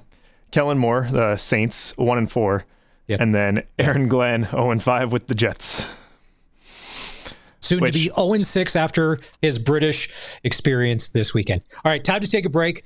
Coming up in hour number 3 of the show, we'll kick things off. Voice of the Saskatchewan Roughriders, Dave Thomas, will join us.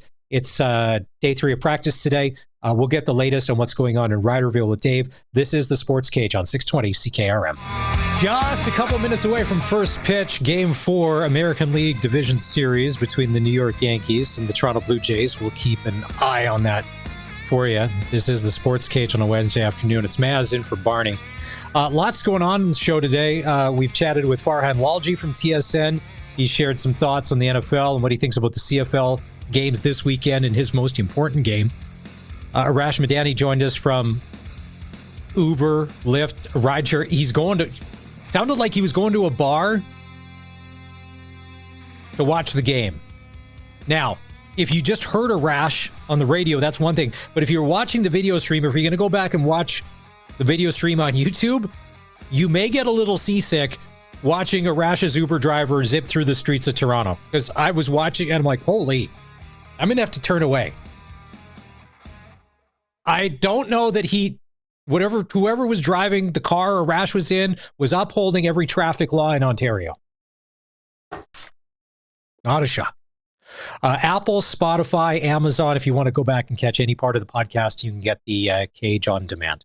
All right, he's standing by on the Western Pizza guest hotline. Let's bring him in. It was a closed practice today for the Saskatchewan Roughriders. And because of all the short weeks, we haven't had closed practices where basically the press just lurks and waits outside until things are done and the mystery is unveiled before they can go in and chat. Dave, what did you find out today after the doors were opened from the private session of Saskatchewan Roughrider football? Okay, just a couple of things. Number one, I'm going to make a lot of friends or a lot of enemies in the next 20 minutes because we're not discussing the score in the Blue Jays game. You know how big of a fan I am, and it is on in the other room, and I'm not watching it until we are done. Number one. Are you wearing a Blue Jays jersey? Yes, Blue Jays jersey. Absolutely. Blue Jays jersey, Okay, Blue Jays update today. Okay. What's the number, and do you have a name bar on the back of that jersey? Yes, I do, and I'm not going to tell you. Tell me it's a Dave Stieb. Tell me that this is so old school that it's a Dave Stieb jersey. Back from, that's a whole other generation of Blue Jays baseball. It's a number 13 jersey. If you're smart enough to figure out which player it is, then good on you. So anyways, back to what we were talking about. Closed practice, as far as that goes for the Roughriders, even on short weeks, they'll hold closed practices. It's one of those sacred things. That's where they do the install. That's where they can go ahead and put in play XYZ. So closed practices, they are here to stay each and every week for the Roughriders. It just depends which day it will be when it comes to preparation on a 5-day prep week. For the Riders today, what we're trying to figure out and decipher is that this is an Obsidian game. So this gives media and fans that are at Mosaic Stadium a huge advantage because the Riders, if you're going to be playing this week, generally you're going to go ahead and you'll put on an Obsidian mask and helmet, right? So it's a dark black mask in front of your helmet as opposed to what is a traditional for the Riders, the white mask. So what did I learn from that? Well, not a heck of a lot. Devon Campbell, who has been ruled out, obviously was on the field, was doing something today, you'd have to think, because he was carrying a helmet around, but because it was one with a white bar on the front of it, we just don't know.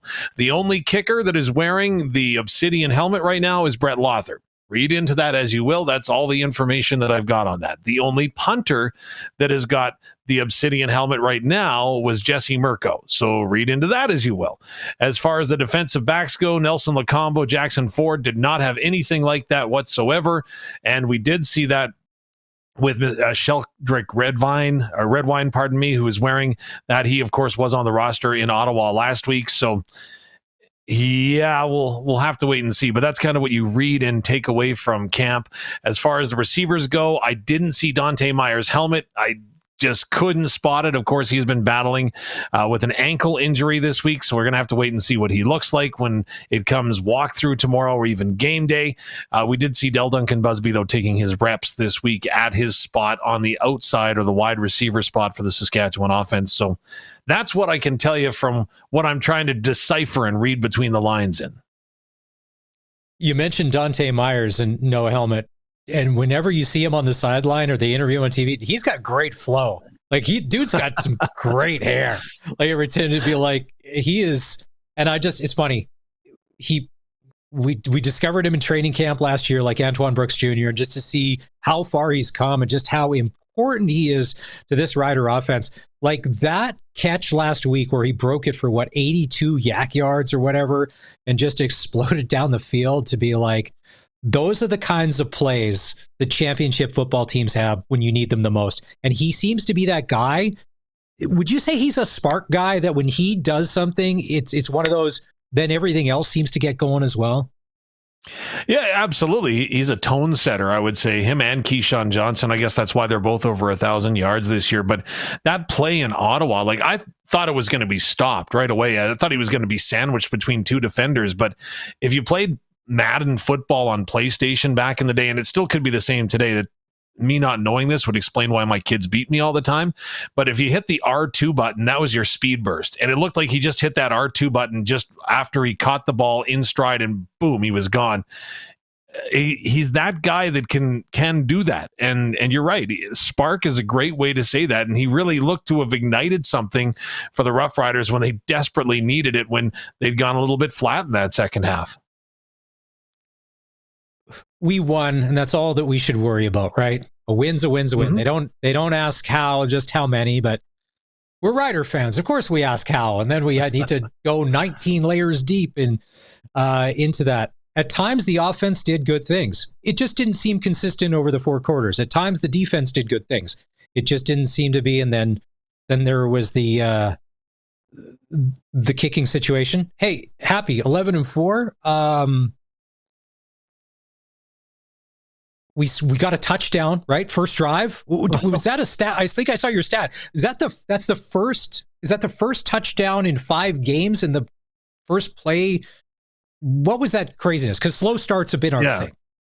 Yeah, the only team that has scored fewer first quarter points this season than the Saskatchewan Roughriders are the Ottawa Redblacks. And if you go back over the past 5 games, the Riders had only scored a total of 5 points in first quarters in those 5 games. So that's the number, that's the stat. But I think what you have to look now is that, hey, they're finding ways to do it. And I had a great conversation with Thomas Bertrand-Houdon today. And he said, you know what, we face adversity in every single game that we win. We're not running away from anyone. So we're learning each and every game. And obviously that's one way to look at it. Cardiologists in the province may look at it a different way. But again, this team has shown that they can face adversity and they can overcome it, whether it's self-inflicted or opponent-inflicted. And I think that's the way that they move on. So park that one. They've got 11 wins. There are 8 other teams in the Canadian Football League that would love to say that there are 11 wins right now. They can't. And the Riders can go ahead and put a bow on it, if you will, with a 12th victory this weekend against Toronto, which would be substantial, I think, for a team that is banged up right now heading down the stretch. Then they can make appropriate rest versus the rust decision and debate that you've got to go ahead and factor in down the stretch. I'd love to get your thoughts. I thought the Rider patchwork secondary that was put together with new faces in new places did okay. I mean, Ottawa's not the most explosive offense, but you still got, Hardy out there. You still got Gina Lewis out there making plays. I thought they played pretty well for not playing a lot together as a group.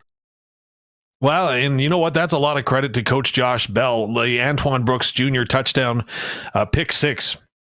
Again, just showed it right before he made that play, and it's hard to detect on video no matter which angle you look at it. He had a conversation with DeMarcus Fields as they recognized the formation and understood the concept that was coming their way before the ball and the play was even thrown. And the two of them talked about it, and Antoine Brooks decided that, hey, I'm going to jump this thing, and he made a great decision. So Josh Bell has got the secondary communicating, learning, and growing together. And I think he deserves a lot of credit that maybe he doesn't get when you look at the number of passing yards the Riders give up. But you look at the banged up secondary that he's been working with, he's got to get player after player after player prepared to go in on that secondary. And again, with Roland Milligan Jr. going to be out this week for sure, Marcus Sales being a question mark, and I don't know how he's doing it playing on the leg that he is.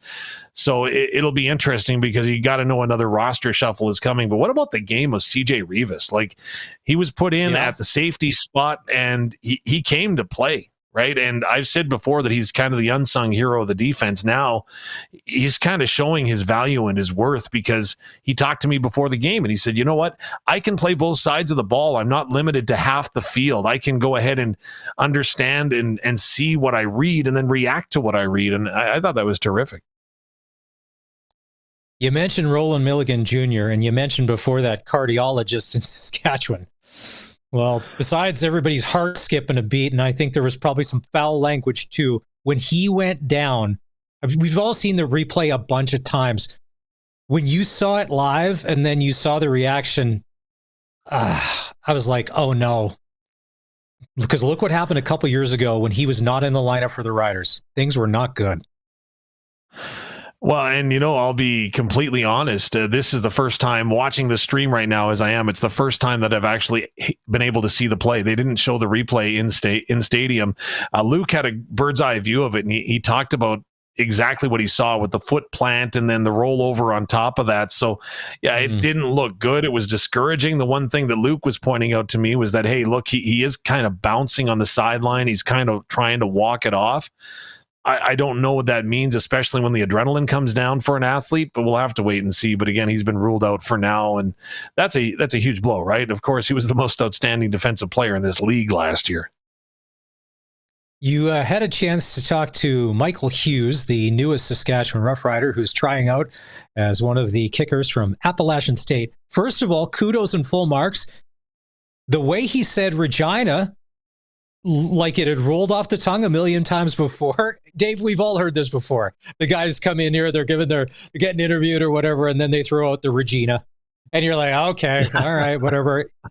Seemed like a very well-composed young man, very intelligent, obviously did his homework, but he's in a brand new surrounding. And one of the questions I asked Colson if he does play this week, is he kicking off the turf or off a tee? He's never kicked off a tee before. He's only kicked off turf.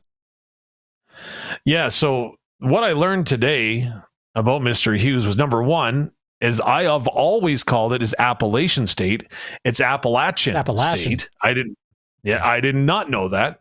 So I now know that. And I do now know, thanks to Coach Mace, that he actually performed and played in that Apps State University, as you want to call it.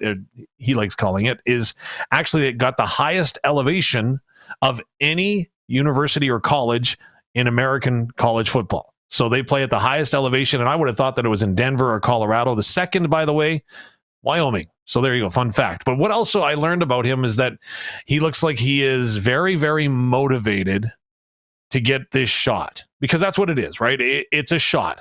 Apparently the kickers today, it was a closed practice. We didn't get an opportunity to see it.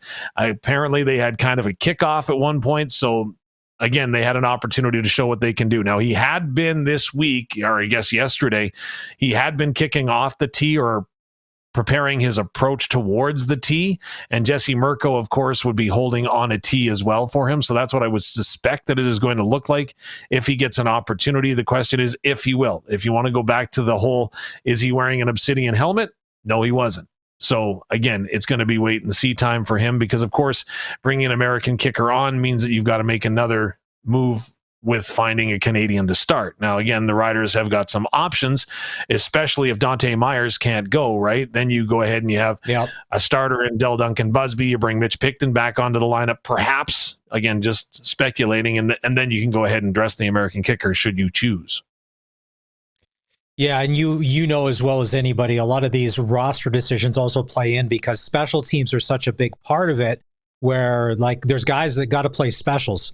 And just because you're a Canadian receiver, if you don't play special teams, I don't know that week 18 is when you get thrown into playing special teams for the Saskatchewan Roughriders. So there is a lot to go into that. Is there anybody that he reminds you of, or any kickers that we've seen in the past that you'd be like, oh, okay, he's kind of this guy, or he reminds me of that? Like, I think of, he seems like a bigger guy. Is he like a tall, lanky, like, is he a Sean Fleming-esque type?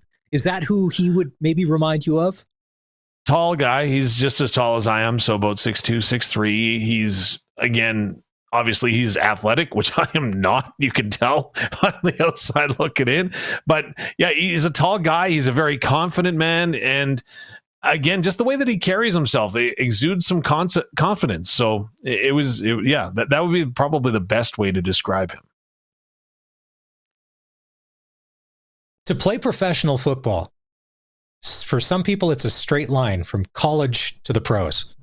But like he said in his interview, he's still kicking at a high school near his house, trying to stay in shape and do his thing. And you know that those are the loneliest types of situations because you're doing it by yourself, or you get your girlfriend or a buddy to come and shag the balls and bring them back and do that. You're doing it because you love the sport and you're just hoping and waiting for your chance. Did he say that he hangs a t-shirt off the goalpost or the crossbar or whatever for? Yeah, it's incredible. Like incredible. What else are you feeling after the close practice today when the Riders came out? You're feeling, like I said, we won. We're 11-4. Wrap up a home playoff day with a win. Things are good. These are problems we could have only dreamed about in the offseason, right? I mean, there's nothing, you know. Yes, it's not clicking as much or as easy as it did at the start of the year. But I also think, too, some of the teams, because there were so many new coaching staffs, they have gotten better. And there's a lot of film out on the Riders of what they do well. Because what they do well is they're consistent at it. So, of course, you're good. And aren't you finding, Dave, if the Riders are the tops in the league, you're getting everybody's best effort? Oh, I would suggest you do that anyways when you're playing the Saskatchewan Roughriders, right? You go into any stadium, even in Ottawa, and there was so much green and white in the stands. If that doesn't fuel your fire, I don't know what does, right? These guys are coming into our house, and so yeah, you're right. I think that they do get everyone's best. And what fascinates me, and maybe that's the wrong term because it may seem a little dramatic and over the top, is that this team seems to approach every week the same. And I know, right? That's the stock answer. We're approaching it. We're going 1-0, but that truly is remarkable to me, because if you were down at field level day 1, day 2, you wouldn't know whether the Riders had won the week before or if they had lost the week before. It was just refinement and focus that was on the field, right? Trying to make sure that you get that next play, that next opportunity to make the play, that you get it right. And Luke talked about it a little bit on the broadcast back on Friday in Ottawa, and mentioned the fact that, you got to understand that, yeah, you're playing out the string, you're playing for jobs, la-di-da-di-da, but it's not just the athletes, it's the coaches too, right? And everyone knows what Trevor Harris is capable of, for example, right? And they're not going to just let him go ahead and sling those 7-yard passes all the time. They're going to do something to mix it up. That's what we saw in Edmonton with J.C. Sherritt, who probably did it best, right? Those 2 interceptions on the first possession that the Riders had at Commonwealth Stadium. The Elks mixed up their defensive look and went after that 7-yard pass that, again, had been there over and over and over again. And that's what we're starting to see teams tighten up and do, and trying to make Trevor uncomfortable, as well as the entire offense, and get out of what they do best. Now, the Riders have done a terrific job in making sure that they stick to the run game, which is really their bread and butter offensively. And as the run game goes, so will the pass game. But again, you have to give credit where credit is due. So getting back to your comment, yes, what I read this week is that the team is focused. They all know what's at stake. If you go ahead and you get this West Division wrapped up, you get that bye week in the first week of the playoffs, which is another week for this team to get healthy as they go down the straight. And of course, then they'll approach it as they do. But, it's a unique opportunity for Rider Nation to be in the building to see your team clinch first place, which does not happen very often. And at no point, by the way, if you go back to 1970, and thanks to Rob Vanstone for sharing this, you go back to 1970, never have the Saskatchewan Roughriders had 11 wins through 15 games of a Canadian Football League season. Wow, that's crazy to think. A team that's been around well over 100 years that never, ever, until this year. And with the Argonauts coming to town, and Farhan Lalji said in the first hour of the show that Wynton McManus has been shut down for the season. He's not playing. Nick Arbuckle's been shut down for the rest of the season, not playing. Now, what Toronto Argonaut team is going to show up? Because here with Toronto, Ryan Dinwiddie has somehow found a way, through injuries and a host of new players and everything they've gone through, although the record doesn't show it, to field a very, at times, competitive, sometimes dominant football club with bits and pieces. And at times, their defense has looked really good. And now you take Wynton McManus out, sure, but they've played a lot this year without him. So on Friday night, like you talked about, guys like Jason Shivers coming back, going to mix up that Trevor Harris thing and maybe throw some stuff out there. I'm thinking you're going to see a ton of that because they have nothing to play for. They have nothing to lose. There's no concept that's probably off the table that they're not going to try and throw out on Friday night, because there's no downside for them. There's no downside for the Argos. When it comes to stats, right, you can bend them in your favor to make whatever kind of point that you want. The Toronto Argonauts are 5-11. We know that they're going to miss the playoffs. Of those 11 losses, 9 have come within the final 3 minutes of games. So the Argos have hung around, and have made it difficult. Jared Daggy is going to start on Friday night. We know that. The question that I wonder for the rest of the season is, will we see Chad Kelly this year play a game of football? Because, again, to be off for an entire year, but why wouldn't you? He's been off for an entire year, right? Like, do you want to go into next year and see what happens after a year off? Or, again, I have no idea. I'm speculating at the severity of the injury. And obviously, if it keeps getting pushed back that timeline, at some point you have to be very concerned. I'm really curious if there will ever be a play for him to maybe make an appearance, even if it's a 4.5, right? You're evaluating for the years to come. So maybe, I don't know. Mentioning quarterbacks, Tommy Stevens didn't practice. He's out. Now we know it's a knee. Is that something that happened in a game? Like, did we miss something somewhere? Or is that just something that just happened? Like, or how serious is it? Like, what do we know about Tommy Stevens and that knee injury? Don't know the severity for sure. He has been walking around and you can see him at practice. He's not in pads. He's not in equipment. But the game, what was it, 2 games ago when the Riders, remember all of a sudden AJ Ouellette continued to run the short yardage. and that was in Edmonton, right? And so the reason we thought at the time was, okay, you're preserving clock by doing that, but obviously Tommy Stevens got nicked up at some point, and AJ Ouellette went ahead and was given the reins. Okay, but get under center and away you go. So it's curious. What I really can't wait to see and hope happens, and again, this is such a selfish hope that it will never happen, but Jake Maier, again, he comes in that short yardage package right now, and AJ Ouellette goes under center. Jake Maier will flare out to the left or right, and AJ Ouellette has thrown Canadian Football League passes. I'd love to see him just throw one to Jake, because Jake's an athlete, a competitor, and I'd love to see what he would do. So selfish. Every time I see Jake Maier sneak out to the flank, 50% of him has to be going, okay, I'm glad it's not me under center when some linebacker comes diving headfirst across trying to crush me. I'll be out here in case the pass does come. Yeah, AJ, you take this. I think Jake at times is a good decoy. Some of the other games this week, Calgary's at Hamilton. So in watching that BC Stampeder game last week, you're just watching Calgary and they just can't string anything together. And it was so easy for them early in the season. Now everything looks like a struggle, Dave. Everything. Just 2nd and 6 to get a first down, and they're getting 5 yards. Like everything is a grind in Calgary.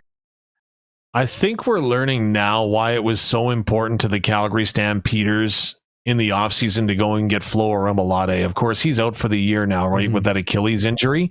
But just the physicality, the presence that he brought along the defensive line, and the confidence that I think that he not only brought to the defense, but the offense as well, I think was on full display. And not having, and again, I don't know if it's a rah-rah thing or if it's more of a stabilizing, calming presence, but boy, did he mean a lot to that team. And right now, I think that the confidence of the Calgary Stampeders, I don't want to say it's shot entirely, but if something goes bad, you can see little recoil here and then away we go. But I'm not going to rule the Stampeders out. I know others have.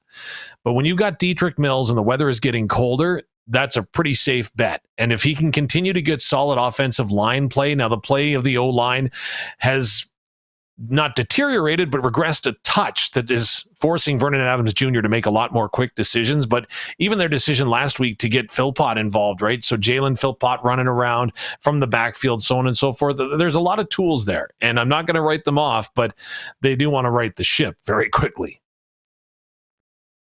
Matthew Betts seems unstoppable for the BC Lion defense.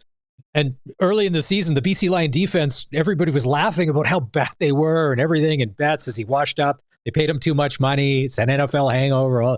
No, he's a man on a mission, and you can't stop him. You made the point just moments ago when you said that there's so many teams that have new coaches. Mike Benavides goes into BC. And again, in what was a curious move in leaving the previous defensive coordinator on staff, I thought that was a tough one, and I wonder what was going on, what the inner workings were behind the BC Lions. But again, Mike Benavides, I said it before, I'll say it again, he is not a dummy. He knows what he is doing, and once the defense not only understood his concept, but then started to believe that the concept would work, that's where the team turned the corner. And yeah, Nathan Rourke throwing for 1,000 yards a game or whatever it is, that doesn't help, doesn't hurt you at all. Yeah. The only downside is that the BC Lions offense scores so quickly that the defense is going to go right back out there. But like I say, the defense is much improved, and perhaps one of the most improved defenses of the entire league, I would submit. Yeah, you can remember in 2023 when the Alouettes started to take off and win, and they started trending, and they just kept going up and up. Well, this year you have them doing that, but you also have the Lions doing that as well. They seem to be hitting on all cylinders at the right time. Yeah, Calgary is in Hamilton. Calgary needs to win in Hamilton, or it's only going to get tougher. They may end up being the crossover.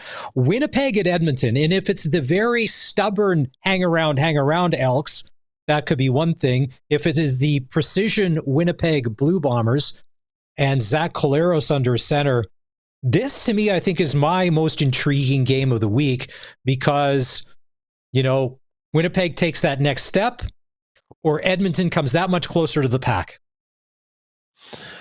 Yeah, and with Edmonton, right? So obviously their backs have been up against the wall since Labor Day, so this is not anything new for them. But boy, there still are so many questions, and we heard the whispers when we were in Commonwealth Stadium a couple of weeks ago. What would have happened had there been an open competition at training camp for QB1? Oof. Where would this team be if Cody Fajardo was there? We'll never know that answer, but again, it's going to be interesting how that plays out. And for the Winnipeg Blue Bombers, again, you're not the best until you beat the best, and the Winnipeg Blue Bombers have been the best in the West for an awful long time. And just when you're ready to count them out or rule them way back in the pack, all of a sudden they find a way to put it together. And I think if there's one thing that, we talk a lot about Zach Collaros, whether it's positive or negative, but the one thing you can't deny is the leadership that he brings to that team. Because okay, hand it to Brady Oliveira, you're going to be fine. Well, yeah, that's great. And Winnipeg was able to get a win with less than 10 passing attempts. That's great. But when Zach Collaros comes back, there's a new level of confidence and swagger that the Blue Bombers have, which is earned by them. Tell. And that to me is what's going to set them apart. And I think that if I was Winnipeg, I would want to avoid going east at all costs and try to get that West semifinal at home. And I think that that's the goal right now. Not saying that they wouldn't have wanted to finish first, which is obviously academic, but it can't happen now. And I think that that's the path that they want to take, as they feel that'll be the most of least resistance. And we'll see if they can get it against Edmonton, like I say, who are still battling the what if we had mode. Yeah, Ed Hervey hasn't come out and apologized for that yet. I don't think Ed ever will. No, it wasn't. It was not Ed Hervey's doing. According to Ed. No, according to many that I've heard. Oh. Well, Trey Ford signed a deal to be the number one quarterback in Edmonton going into the season. And it was, hey, you know what? You don't have to compete. You are our number one guy in week number 1. You will be under center. That was what was told to him, whether it was verbally, whether it was just in the contract dollars that he was after, or maybe it was a little bit of combination A and B. And that was predetermined. And that was the route that the Elks went to go. They found out now what they've got in Trey Ford, and now they need to make a decision on how they're going to move forward. Probably won't go down that road again and offer anybody else one of those cards. Then there's the always special Thanksgiving Day game where the Ottawa Red Blacks will go to Montreal, where if things go to plan, it's probably going to be Montreal putting on a clinic against a Red Blacks team that is really now just playing out the string. A Thanksgiving Day question, Dave. If there's turkey, and there probably is, I'm not asking you if your wife cooks it or your mom or your mother-in-law or who's a better cook.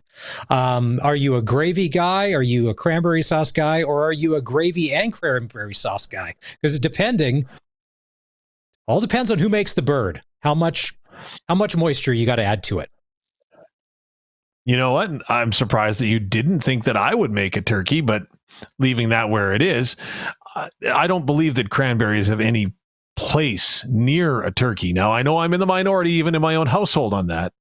But to me, you just go ahead and you do the calorie-free, as I use air quotes, calorie-free gravy and as much stuffing as you can tolerate.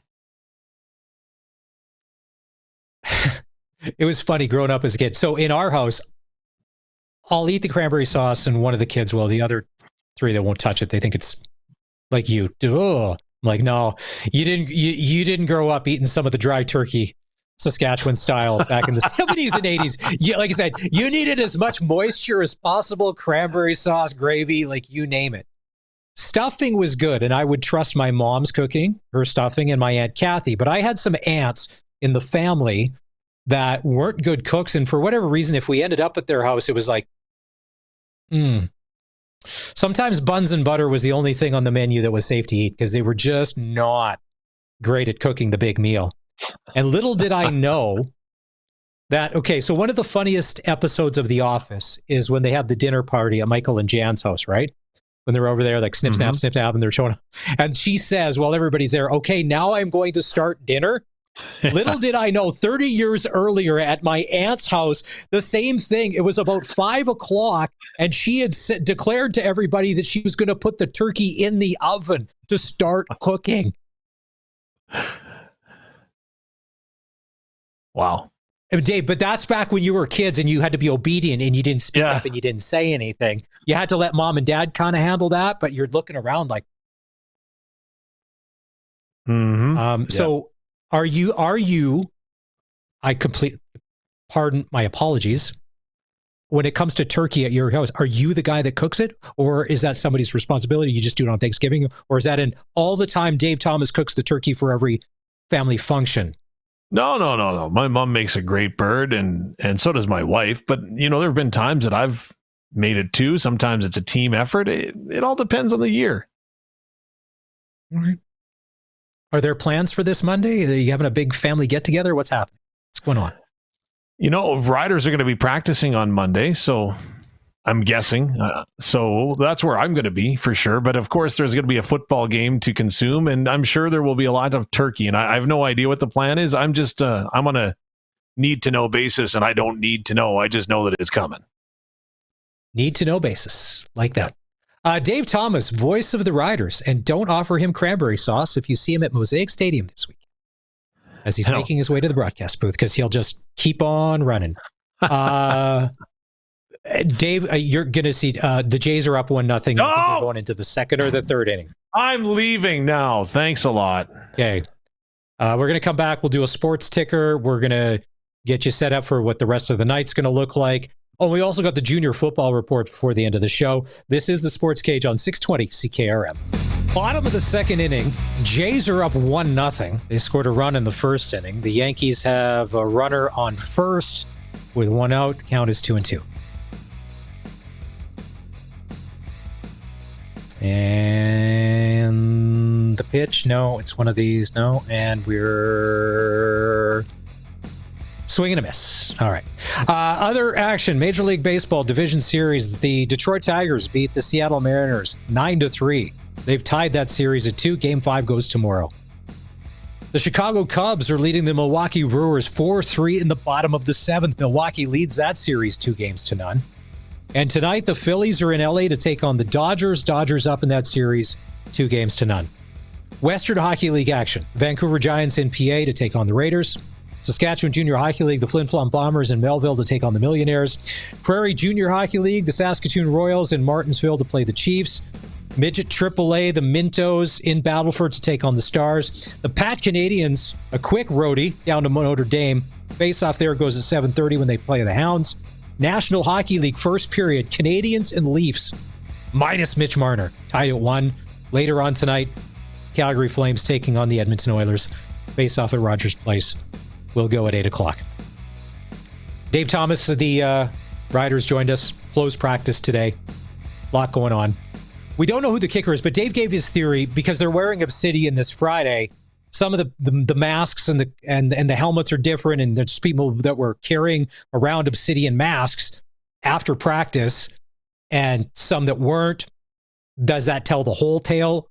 We don't know. One of the guys that Dave actually had a chance to catch up with after practice today, he's been on the injured list for a lot this season, but he's back. Thomas Bertrand Houdon, and this is what he had to say. All right, the train is back. Thomas Bertrand Houdon, what does it feel like to be back on the rails? It feels amazing. It's a blessing to be back out there with the boys. They've been doing great all year, so just being able to add whatever I can for this team is great. You could see the frustration in your eyes when you came back and then had to go back on that injured list. How have you overcome that mentally? It's been a battle, but took one step every day. We have a great training staff over here. Everybody helped me out to just get back to where I was. And like I said, I'm just it's a blessing just to be back here. The first couple of workouts you could see, I don't want to say you were tentative, but you were definitely feeling out the injury. Have you gotten past that point, and was that a hurdle you had to overcome just by getting out there? Yeah, I just had to get out there. Like last week, the week of practice, it was basically to test it out and just get used to it. And yeah, no, it's a full go. I'm okay. Mental's all right. I'm not scared of it anymore, so it feels good. You got a chance to watch this team succeed throughout the summer months and find yourselves in a spot where you can clinch first place in the West Division. First, what have you seen from your group? I mean, I've just seen resilience and fight. I mean, every game has been not necessarily blowouts and whatnot. We always were in a battle on every single one of them, and just to see those boys work and be able to go through adversity, it was amazing. Tough to watch? tough to watch on the sideline, but it's still nice to celebrate with them after. So you go down this home stretch now, you're back in the lineup, hopefully getting close to 100%, although I don't know that anybody is at this time of year. What do you need to do to make sure that you are ready to contribute during this stretch run? Just continue to take care of myself, continue to work with the training staff, continue to work with everybody that made it possible for me to come back, and just have my trust in them and keep going. Were you at all disappointed? You got off to such a hot start this season, and I know how hard you worked in the off-season to get your body ready. Yeah, I mean, it was frustrating, but like I said, there's always a timing for everything. I'm just glad that I can be here and be back for the important games for the rest of the season. You mentioned that this team hasn't really blown anybody out. I know there's a lot of cardiologists in Saskatchewan that would wish that you'd maybe do that to give their job a little bit of a reprise, if you will. But having said that, what does it mean that you're maybe battle-tested now because of that? I mean, it's just because it's a lot different than, let's say, a team that just won everything and get to the playoff, and as soon as they get adversity, they haven't been through it. We've been through it every game almost. So knowing that whenever it'll get tough and the situation, and regardless of the hype of the game, we'll be able to fight through and win it. How important is clinching the West Division to this team and doing it this week against Toronto? I mean, we don't really think about it. It was just 1-0 for every week, basically, and whatever we can get, whatever we win, we'll take it. It's nice to see number 30 back on the field. Thanks for giving us some time. Thank you very much. Thomas Bertrand Hudon is back. Yeah, you kind of forgot just how dominant he was when he was called on earlier in the season. Tough man to bring down. If AJ Ouellette is the hammer, TBH is another hammer that they put in there. And if you're a 5'9", 181-pound defensive back, you don't want to see TBH coming your way if you're the guy that's got to try and stop him. It's good to have him back. Dave Thomas mentioned just a couple moments ago, Toronto's coming to town this week. Yes, they are 5-11, but 9 of those 11 losses happened in the last 3 minutes. They are a team that knows how to play hang-around football. So does that change your opinion when it comes to playing SaskTel Pick the Score? Who wins on Friday? Tell us the score, and you text your first and your last name along with that to 306-936-6262. You can win tickets to a Rider game and have a crack at a SaskTel gift card. I know that without Nick Arbuckle, which would have given him their best chance to win, not playing, he's done for the season. So you're going to get Jared Daggy, who, remember that one game he came in, was that against the Bombers? Looked great in relief, but that was a small slice. But if there's anybody that's a bit of a quarterback whisperer, it's Ryan Dinwiddie. And what are they going to throw at the Riders this week? So text your predictions in, SaskTel Pick the Score. And don't forget, Rider Foundation 50-50 this week. Hey, we all have that dream that in late November, we're making a roadie to Winnipeg. Maybe that's not everybody's dream. But if the Saskatchewan Roughriders are in the Grey Cup, yeah, that's some travel we can fit into our schedule. Well, why not let the Rider Foundation 50-50 take care of it? It's a Grey Cup road trip, flights to Winnipeg, so you don't have to drive. That'd be nice. 2 tickets to the Grey Cup and 2 nights at the Alt Hotel.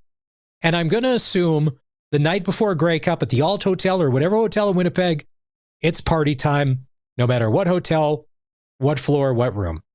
Somebody somewhere is probably going to invite you in and have sociable. Or you can take $4,000 cash.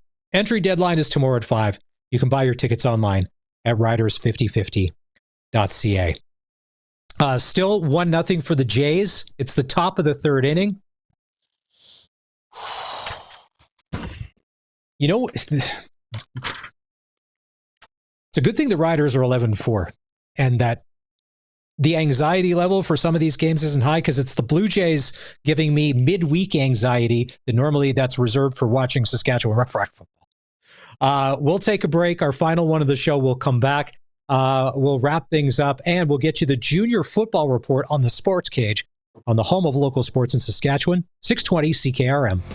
Thanks for being part of the show. If you're just catching this last hour or you've been with us from the start, we appreciate it. If you've missed any of it, Farhan, Lalji, we had Arash Madani, Dave Thomas, voice of the Riders. You can always go back, listen, or watch our video podcast, Apple, Spotify, and on YouTube. We're at SportsCage. And don't forget about our SportsCage poll. With the Oilers taking on the Flames tonight, we want to know, with Connor McDavid signing a 2-year contract extension, will they win a Stanley Cup in the next 3 years? If you check out some social media of Oiler fans, it's not one, it's multiples. Some are even thinking 3 over the next 3, which is a little aggressive. Don't forget, if you vote, you can also sign up for the Insider newsletter at sportscage.com. Have a great night. Barney's back in tomorrow. This is the Sports Cage on 620 CKRM. And time. This is the Sports Cage Junior Football Report with Dave Thomas. Week 10 is the final weekend of the Prairie Football Conference's regular season. Going into the final 4 games of the campaign, playoff spots and positions are up for grabs. The defending champion Regina Thunder control their own destiny. The 6-1 Thunder host the 2-5 Edmonton Wildcats on Sunday afternoon at 1 at Leibel Field. A win secures Regina a first-place conference finish and home field advantage all the way to the Canadian Bowl.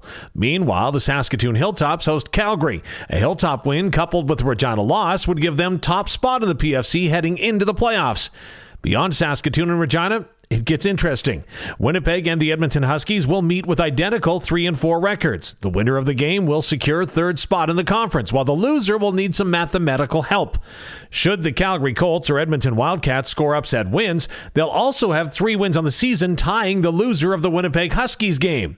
That's when head-to-head points for and against, and overall points for and against will be used to determine the final playoff spot. The Regina Thunder know what's at stake on Sunday, and if I said to head coach Scott McCauley at the start of the season, you've got a chance to clinch first place at home on the final day of the regular season with a 6-1 record, he would have taken it. 100%. You know, like at the beginning of the year, I wasn't 100% sure like how things are going to play out. Just watching social media and all the things that are happening across the league, it seemed like there's a lot more parity in the league, and seems like the Edmonton Huskies and the Calgary Colts, we knew that they had picked up a lot of great players, and so we were just hoping to get out of the first 3 weeks, being 3-0, or at one point I'm sitting there going, man, what happens if we're 0-3? Like, how am I going to manage the team? And so things worked out in the end, and being 6-1, we'll take it. If I look at your offense, I don't know what is more impressive. The fact that Peter Borscht has ran for 1,100 yards, that Carter Ashman throws in 455 yards, or that your offense has been able to keep your quarterback relatively clean to make and allow for you to do what you want offensively. Yeah, to be honest, I think the most impressive part is that our quarterback has only turned over the ball once. So, interception-wise, he's done a good job managing the game and delivering the ball when we do throw to where it needs to go. Obviously, we like to have a higher completion rate with the passing game, but our offense is definitely built around our offensive line. We feel like that they're the best in the business, and we got some good running backs that are able to run behind them and follow the tracks that they need to be on, and it's been something that we've been hanging our hats on. Defensively, Kenton Effa has racked up 29 tackles, and I've only seen a limited amount of film, but it doesn't look like a lot of teams really want to go in his direction when they're calling a play. So is that remarkable or what? Yeah, Kenton, he's a special player, and the last couple of years, Stephen Smith has been sort of like the leader of our defense, but to be honest, it's because Stephen Smith was in the middle of the defense, phenomenal athlete, great player all season in the CFL, and but Kenton Effa, he was our dime. He was always towards the field side, and if he might get 50% of plays coming his direction, right? Where when you're in the middle of the defense, like Stephen was, you can get involved in the play almost every single time. And so with Stephen's departure, where Kenton Effa was moved to the inside of the defense, and he's done an outstanding job. And one of his biggest traits that we really like is that he's very good at tackling and stuff. He's not tackling guys high, he's getting low, getting eyes to the thighs, driving his feet, and he's able to bring guys down. So guys don't want to run inside. They're having to go outside as well, but he's able to track them down there as well. So he's been a blessing. Sunday is obviously an opportunity for you to recognize the players that have played out their junior eligibility. What does that fifth-year game, if you want to call it that, on Sunday mean to those players and the families that have become a part of your program? Well, I think it's a big deal for them to be able to walk on the field one last time during the regular season and be kind of honored by the organization and the fans in the stands, but more importantly, the players, right? And I think that the young guys see this as an opportunity to go out there and play their hearts out, just to allow those guys to lead the field one more time with the victory. And it's, I think it's an opportunity for us to honor them. And it's not easy for guys to play 5 years of post-secondary football. Guys are going to university, or guys are, working full time and also taking classes. Meanwhile, you have friends that maybe have moved away or gone traveling or, moved on to full-time careers in other cities and stuff, and these guys have stayed here. So it's definitely an opportunity for us to honor their dedication to our organization and also the game of football. What do you need to do against Edmonton to secure first place this week? Run the rock. That's what we're going to do. It's like what we do every week, I guess. But Edmonton's interesting. They kind of had a bit of a slow start, or a hiccup in the middle, I guess, where they lost some games that maybe they could have won. But the last couple of weeks here, they definitely have some athletes, and they weren't there at the beginning of the year, so maybe they came from some youth sport programs or whatever as the season progressed. But their receivers are outstanding. They got a quarterback now that has really started to buy into their system. He's delivering the ball. So, my defense coordinator is going to tell me that we need to stop the run. I don't agree with that. I think that we need to be able to stop the pass. It's something that we need to improve on, especially after our game in Winnipeg. And they got some outstanding receivers that we're going to have to contain somehow. So that's one area that what we need to do is stop the pass. And then on the offensive side, we want to try to control the clock as much as we possibly can. And so, to me, that's high percentage passes and also being able to run the rock. And that's something that every week we're trying to figure out different ways to gain leverage and gain some different teams and catch teams off guard. Kickoff between the Regina Thunder and Edmonton Wildcats is Sunday afternoon at 1 o'clock at Leibel Field. And that's the Junior Football Report. I'm Dave Thomas.